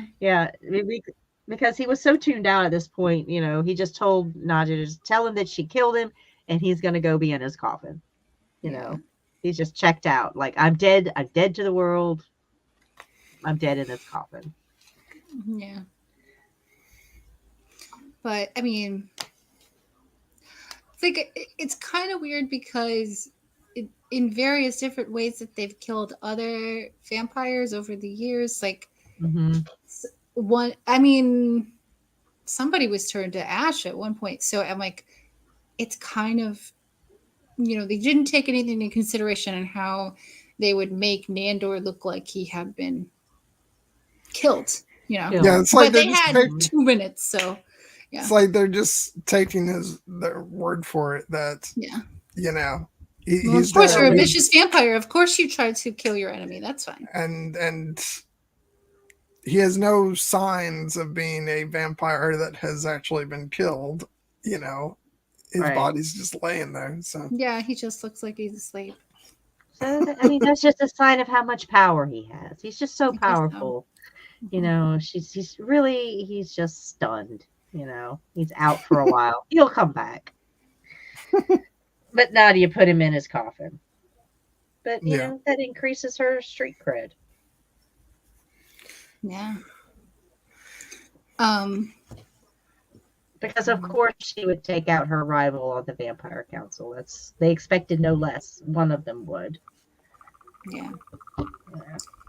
Oh, and the jokes about I don't remember the character's name, but David Cross's character is Human Companion. The jokes about her being a child and like the food that they gave her and stuff was very funny. Oh yeah, she wanted like chicken nugs. Yeah, she got chicken nuggets and like pasta with butter. And then she asked if they had ranch. Which I'm sorry, like I saw the the pasta there, and I was just thinking of look away, Laura, look away. Yeah, don't notice the pasta. It's okay if it's brown butter and garlic. I think that it's just plain like spread. That no. But yeah, then she's like, who's she asked about the recipe or the chef or oh yeah, she's like, we got to get the name of your chef, and it's like chicken nugs, chicken nugs. Yeah, I have the familiar. I didn't look at the plate, but like if they had made them dinosaur shaped, it would have been even better. I take great offense to that. But I mean, my question is, do you think they gave her enough ketchup? That is an important aspect. I mean, eventually, I'm sure. Eventually. But, she had to get every last drop out of that first bottle. I know this is which I joke. Yeah, no, I like. I know that it's a joke that you guys have, but I don't know the original reference, so I'm just understanding that it's funny. Well, watch our Ice and Fire Con stream, and it's all answered there. Like, I'm just gonna take a second out from this just to say, God bless all those memes that were popping up in the Slack that are generated from this, because I was just laughing my ass off, and I'm so grateful. I blame Kelly, the jaded redhead, for that one. She's the instigator. I think, yeah. So we've got the last episode of the season. Yeah, the season finale. Where Nandor has decided that he's got to leave, go off and do his own thing, and he doesn't want to be the last person to go. And coincidence, because Nadja has gotten an invitation, to come to London to preside over, vampires and, in that part of the world. But it's going to be at least she thinks it's going to be tough to get Laszlo to get on board with that, because, of course, Laszlo hates England. He has sworn. He's sworn never to go back. Yeah. And they start the episode with they're getting their portrait painted, but without Colin. So we see Donald Logue again. I just love that the episode spends like at least like a minute just all on the story of Donald Logue. It's just such a random aside. Yeah. But and then also, like, at one point Nandor just gets so fed up with it, he does the half-baked when I can't think of the character's name, but when he quits the fast food place and he goes, fuck you, you're cool, fuck you, I'm out. Yeah, in the real thing he says I'm out, and but I think Nandor is just like, fuck all of you or whatever. And I just like, oh, that's the best I quote. Died. That is, I just died. Oh my god, I love that. But yeah, this is what happens. Like, okay, now the family is torn apart. Yeah. The gang loses its shit or something, however you want to put the end of the season. And so all good things must come to an end, but no, I don't think that this obviously is not the end for our little family here, our little Staten Island family. What's really interesting, because you don't necessarily think, and granted, I don't know how the entirety of season 4 will play out. For all I know, we could end up with everybody sort of gravitating back towards each other. But you don't necessarily think of this type of show as, as one that will sort of completely shake up the formula, at this point in its run after just 3 seasons. But like, the whole show has been about these people in a confined living space together, and now you've got virtually all the characters splintering off into wildly different directions in different scenarios. And it's why, like, I'm so happy that the announcement for the date of season 4 came out, because rewatching this season now, I can really start to get excited about seeing those new episodes. And like, I can't wait to see, like, these specific characters. Like, we don't know who Nandor will be interacting with, because for now he's by himself, but like, I love the idea of we got this season with Laszlo and Colin together, but now it's it's Colin in a different capacity. and right. Like, what's it gonna be with him taking care of Colin in that situation? And then we're gonna have Guillermo and Nadja together, and like that's actually a dynamic that we've gotten to see a bit of them playing off each other in the larger group. But like, what's that going to be like, where it's just the two of them, possibly the three of them, if Nadja Doll is also a part of that? And they're like a power couple. They're going to be the power couple in season 4 is Nadja and Gizmo. But what I find kind of ironic is, the big secret that Laszlo has is that one big secret that he has is he was the one who created the vampire baby. Oh yeah. Yeah, that they just kind of like, it's like, that was the greatest unsolved crime, and then some other guy got the blame for it.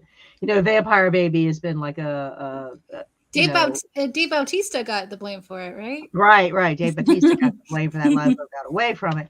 So now Laszlo is kind of like the chickens have come.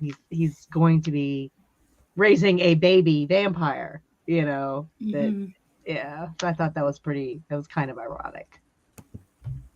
Oh yeah. Oh my God, the hat, yes. When Laszlo tried that hat is cursed.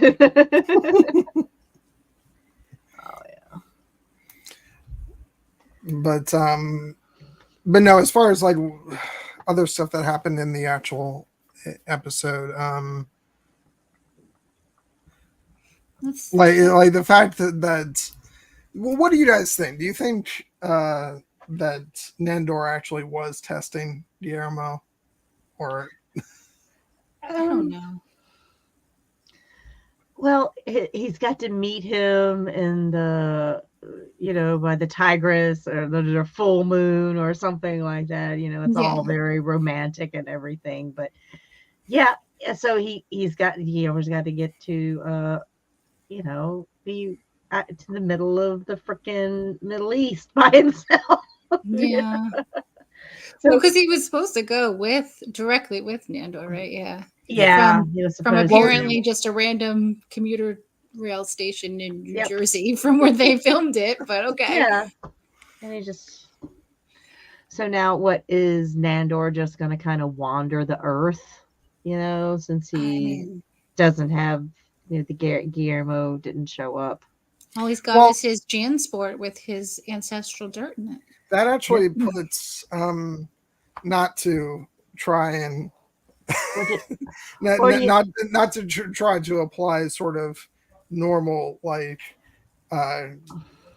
character introspection, to one of these characters, but that actually puts Nandor in a really great position, like character wise, for next season. The fact that he is by himself, because like so much of what he was going through, especially later in the season, I think was that he thought he wanted to completely change his life in terms of becoming a human again, but I think what he's really desperate for is probably to shake up his routine and to pursue other things. And he's going to be in a position where he's going to have to be interacting with completely different people. He doesn't have any of his family, so it's actually going to be interesting to see how he responds to that, and whether that might give him a bit of what he's been looking for, or if he's going to be terribly missing his family. and want to, go back to them. And it'll be interesting to see how he responds to that. Yeah, like of all the roommates, he is probably the one who is least equipped to be on his own in the modern world. Without his crutch of his roommates or even Colin Robinson, who knows more about the outside world because that's where he goes and he experiences. That's where he feeds, yeah, that's where he feeds. So, and definitely without Guillermo, I think he really, Aaron says, he really was genuinely upset when Guillermo did not show up there. Yeah, that's going to be an interesting thing to watch how they play that out. Yeah, I think that whole dynamic it really just came to a head in this episode. Mm-hmm. I'm actually interested. I want to ask you guys about this. Do you think we're going to see like some kind of decent time jump between seasons, or at least weeks that Guillermo spends on the ship? He's basically he's Tyrion right now, sans wine. He's got like Pedialyte instead of wine. Yeah, and nobody to like clean his box out. Yeah. So it's gonna be because I was trying to think because like Colin Robinson baby is literally a baby, and like I figure they might at least want to move things along to the point where he's talking or something. A toddler, an annoying. How fast is he going to age? Is he a normal lifespan? Because you can't just have Laszlo, only talking to himself. There has to be some kind of like interaction going on there. So, well, even when they cut to Colin, when Laszlo discovers him, I mean, he's not an infant. He's already like around a year old, that baby. So I think he might age kind of quickly at first, or they can do whatever the heck they want with how he ages as a child. But so we'll see. I mean, little kids can be super annoying too, and he can feed really well. So if he gets all that energy, maybe he ages faster that way if he really annoys the shit out of everybody. Oh yeah, he sends him off to like pre-K, and he just sucks the energy out of everybody there. Oh my god, all the teachers fall asleep and all the kids are just running rampant. It'll be amazing. We'll see what they do. Really playing up like the terrible twos and the awkward. What is this? What is this? The why? All the questions that the children will ask you, and like they want to know why to everything. But does he retain any of his former memories? That's what we'll see how they do with that. Yeah, I hope so. But I also kind of hope that he calls Laszlo daddy, but like sure, something like that, because that'll be weird too. I don't know. I mean, I think he mentions his other family members at one point. Like, I think he mentions a grandmother.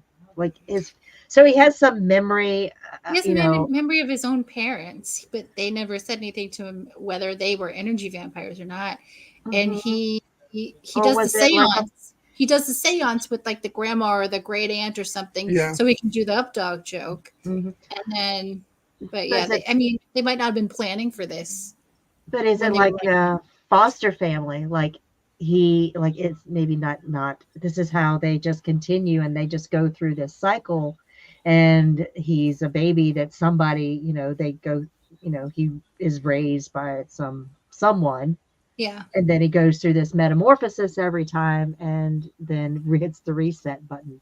Yeah. Like at his death, because he has no memory of this ever happening before. Yeah. Yeah, and if that's the way it works, that'll be interesting to see. I mean, I have to imagine that they wouldn't really go through this and then bring him back this way if he was just playing like the same character. And I feel like it's gonna be a distinctly like unique, different character, and that. I think so too. Yeah, and now, he's gonna look to Laszlo as his father, and so we're gonna have that most cursed father dynamic. Yeah. I mean, like maybe last time he was raised by like some human parents that didn't know what to do with him, and they didn't know where to tell him how he came to be or where he came from. He just who knows? It was just their little baby that they raised, and so he has no memory of it. Maybe that's just how all energy vampires work. They just are there. They're just left. They're just found. Found somewhere, and like the other energy vampire that he spoke to this season didn't have any clues either, but we don't know. That guy was looking younger than Colin, but we don't know how long that guy had been around supposedly. And the only other energy vampire we've been exposed to was Vanessa Bayer in season 1, and they might not have had this idea for his origins at that point in the show. They were just trying to write a good season of the show. Yeah, like it's world building. Yeah, it's world building, and this is like the big question. How are they going to retcon this or whatever? All the other vampires have like this rich and steeped history and origin that they just are constantly playing off of and riffing off of. And then there's this big mystery of Colin Robinson and where this is, what his history origin, is. So I think it's that they're really playing well against the two. Mm-hmm. Yeah, and we don't know what's going to happen with the Baron and the Sire and the Hellhound. And what about the freaking doll?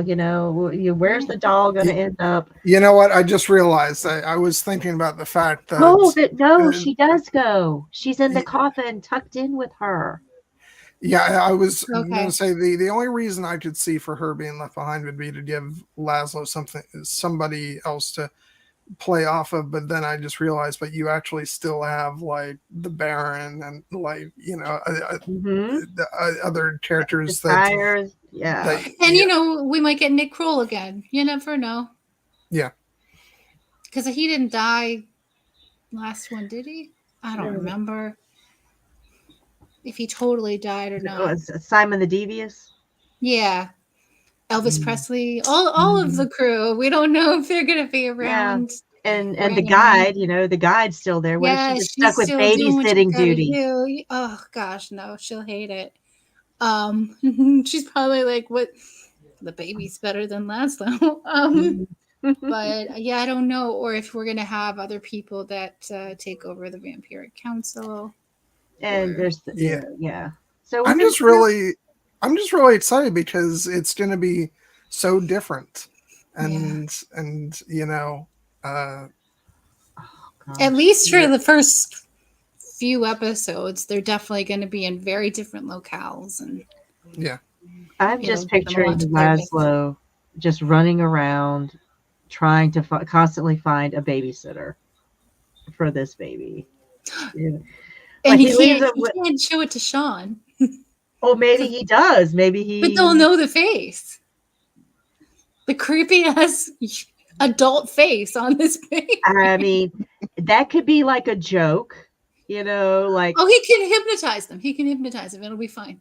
Or maybe like they could have like a sideline that's not Laszlo's baby. That's that other guy's baby. Like he. Oh, like this is he and Nadja's baby. Colin ran off and left his baby with Laszlo or something. Like Nadja and Colin got together and made a baby, Laszlo doesn't know. That I could see them like trying to work this out. Piece this out together. Okay, but I also I just got another idea for like somebody else they can bring in to really share the weight is like bring back Jim the Vampire. I knew you were going to say Jim. I totally spaced on Jim. I did not. I knew you were going to say Jim the Vampire. Of course you want Jim, but yeah. I'm trying to think of other vampires they interacted with who aren't deceased. But Yeah, I could. We've got a lot of secondary characters that they can bring in, and just that they pulled back. They pulled the Baron back in.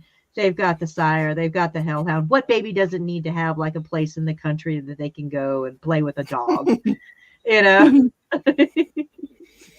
But I think that's what's really fun about looking forward to this season. At least, you know, it's, you said, Sarah, initially, at least for a few episodes, is that they really don't have any clue what direction they're going to go with any of this stuff, because the scenarios that everybody's going to be in are just going to be very different from what we've seen in the previous 3 seasons. Yeah. So it's going to be fun to see it all play out.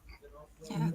I'm hoping that Nadja spends enough time in England, and that somehow they work in her real life brother into the story, because Jamie Demetriou is also amazingly funny. His show Staff Let's Flats, she's in it too. It's on HBO Max if you want to watch it. Or he was one of the terrible guys that she met in, oh no, I can't think of the name of the show. I'm totally blanking on everything. Why am I trying to reference it? I'm so sorry. It'll come back to me in 5 minutes, but I don't know. I just, like, in my head, I'm like, oh, they can get him playing her actual brother somehow if they're over in Europe already. I don't know. Like her brother was also turned and is somehow, you know, they meet together after all these centuries. Yeah, we do have a question. Yeah. Do you think the story ends with Guillermo telling his story to his grandkids as a human are turned? What do you guys? I don't know. Well, I mean, maybe he writes a book. Maybe I honestly don't know. I don't know. It's like, will he, won't he, about getting turned, you know, this whole time. I don't know if it'll end with him like talking to his grandkids or anything like that. I don't see it. I don't think so. That's, yeah, no. But as far as him getting turned, right now I'm feeling like he's not going to turn into a vampire, and that maybe he'll eventually, like, he'll actually understand that that's a good thing. But I'm also leaving open the possibility that the story could go in a, you know, direction for him that maybe it turns out that is, you know, and maybe a good direction to go. We'll see. Yeah. Oh, good plot twist, Aaron. Oh, yeah. That's dark. Yeah. Like, and it's not like Nandor who turns him. It's some other, you know, random vampire, you know, that we've seen. Like, it's the guide. You think it's Kristen Shaw, because she's like hitting on him all season too. Do you remember all of those references too? Yeah. He, like, tries to sneak into his bedroom, and if somebody turns him, maybe it's her. Maybe it's her. Maybe because she knows him for exactly who he is. Yeah, she's like, yes, you're a great vampire hunter, whatever. But then she comes to, like, kind of be attracted by it. Maybe she knew his great oh so great grandsire. Yeah, maybe she's the reason why he's jarred in the council chambers. Yeah. Yeah, maybe that's why. Maybe she kept it as a memento. Yeah. Been in love forever in a jar. Oh, Peter Griffin. Okay, yeah. So has his own little theory here that maybe his bloodline makes him immune. Hi, Peter. So there's a weird one that's sticking out that I keep trying to get. There we go. Okay, so this is still a Here Be Dragons stream and not a John Webster film stream. So let's start to bring it down to a close so we can stay close to 2 hours. Oh, yeah. Yeah, I was going to say I have to go soon. Yeah, any final comments on season 3 overall? I think it was kind of a bit of a where everything, I think this is where the show really like got its stride. You know, a lot of the subplots were coming together. Everything is kind of coming to its head. We have all these character developments. So, and then the final diaspora of all of our favorites. I think they did a really, really great job with this, and I cannot wait to see all of these interpersonal struggles like being resolved next season. Yeah, I don't know that I would necessarily say this was my favorite season. I think season 2 for me personally takes the cake, but that may just be because season 2 has my favorite episode of the series, which is totally the why is my mind blanking? Jackie Daytona. Jackie Daytona. Jackie Daytona. Yeah, like I can't like lie and say that that's not like my absolute favorite of the series, and yeah, season 2 for me was just a lot of fun. But what this season had was a lot of great like character moments and growth, and it sets the stage for a lot of big changes, and like I especially loved the stuff with Laszlo, and you know, and seeing and Colin, the way, you know, he was really looking after Colin this year, and trying to, like, you know, for a guy whose natural response to everything is I don't effing care. Like he showed this season that, you know, he cares a great deal. He cares about Sean, you know, he's looking after his friend, and absolutely cares about Colin, and makes the decision to stay behind to care for, you know, for the baby version of Colin. And that shows that he actually has a lot of, like, that he cares about people, and he has compassion, and we're about to see that potentially grow by leaps and bounds if he's put into the role of being a father, essentially. And so I'm interested to see where that goes for next season. And so yeah, the season had a lot of really important stuff, and so it appealed to me more on like enjoyment of watching the characters than specific laugh out loud episodes that I think something like season 2 had for me. Season 2 had that. So it's that was just more like silliness. So it's just a different kind of an enjoyment, but yeah. So huge thumbs up, and I'll let you finish off, Sarah. Okay. Yeah, I mean, I'm echoing a lot of what you guys said. Like, it's just it had a different feel to it, but in a good way. I can't pick a favorite season. They're all really good for their own reasons. But yeah, I'm excited to see where it goes in a couple of months when we get the new season. And you know, that's about it. Oh, and I forgot to show everybody my Nandor t-shirt that I forgot to wear tonight that my friend gave me. I think she's watching, so show that bad boy up. And it has his, you know, his Staten Islander quote on it or whatever. Yeah, so we'll see if that jersey. We didn't see that jersey this season. It's been in the first 2 seasons, but you know, we'll see if it comes back in season 4. Oh my god, I love this because of course Erin posts that she thought season 2 was a little uneven, but that she thought this was more solid, and then of course in response to my preference for season 2 over this one, she goes, of course.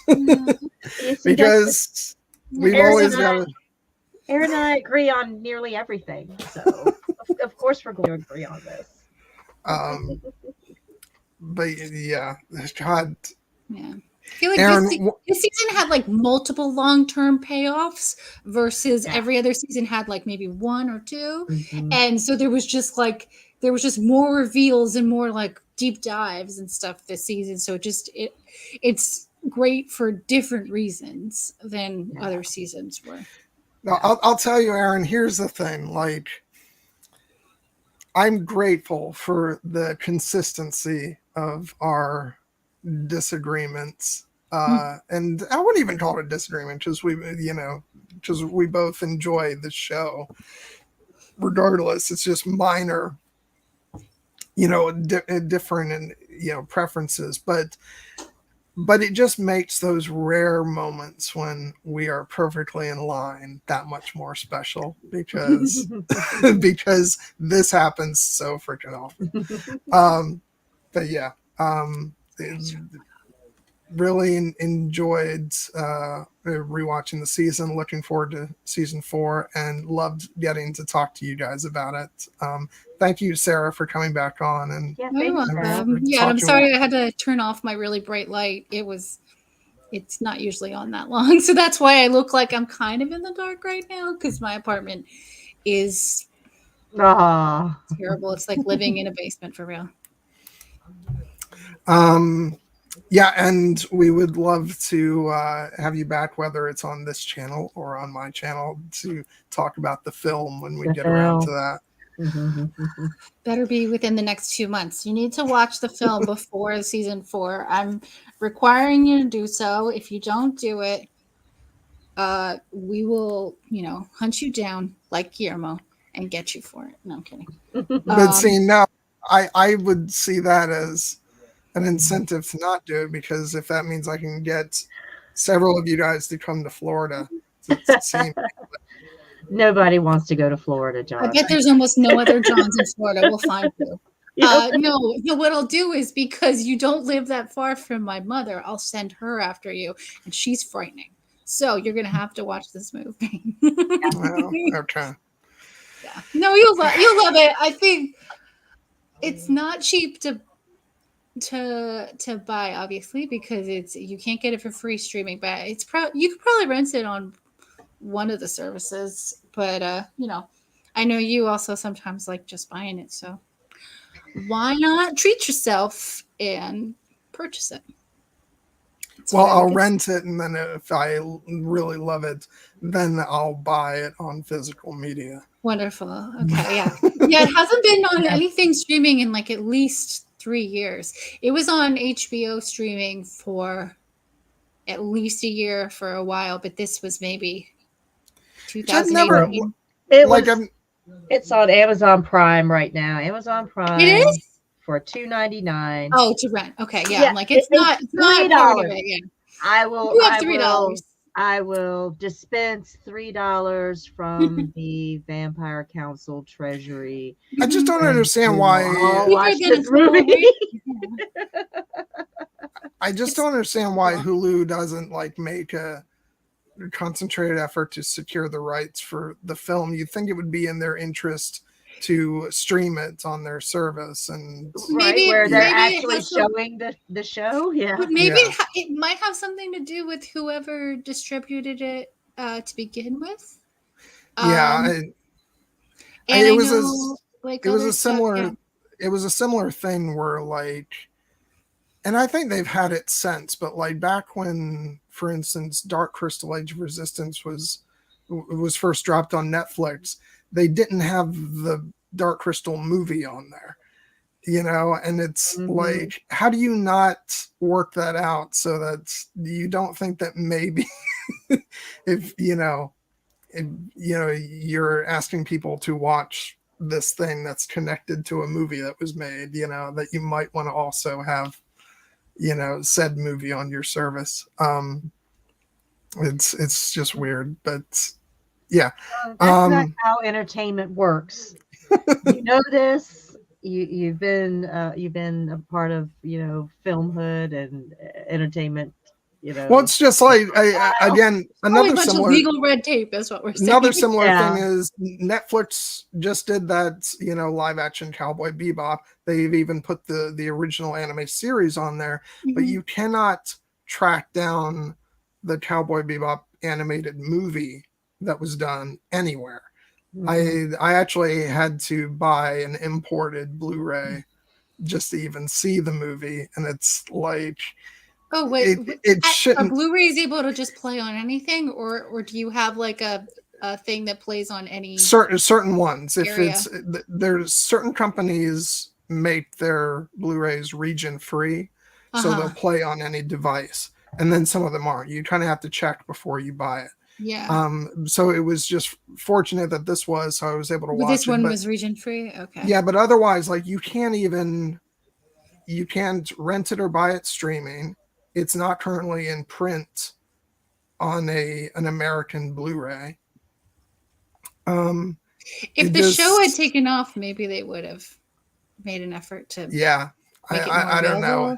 But I know that the anime itself is super, super popular with people who actually like anime. Yeah, and so it just seemed weird to me that the movie, which was an extension of the anime, like is out of print and not available. But I'm going off on a tangent here, but yeah, that's one of the other things you want to cover soon on your channel, right? Yeah, so it's like services, just use a little common sense, make things easier for people, don't make them more complicated.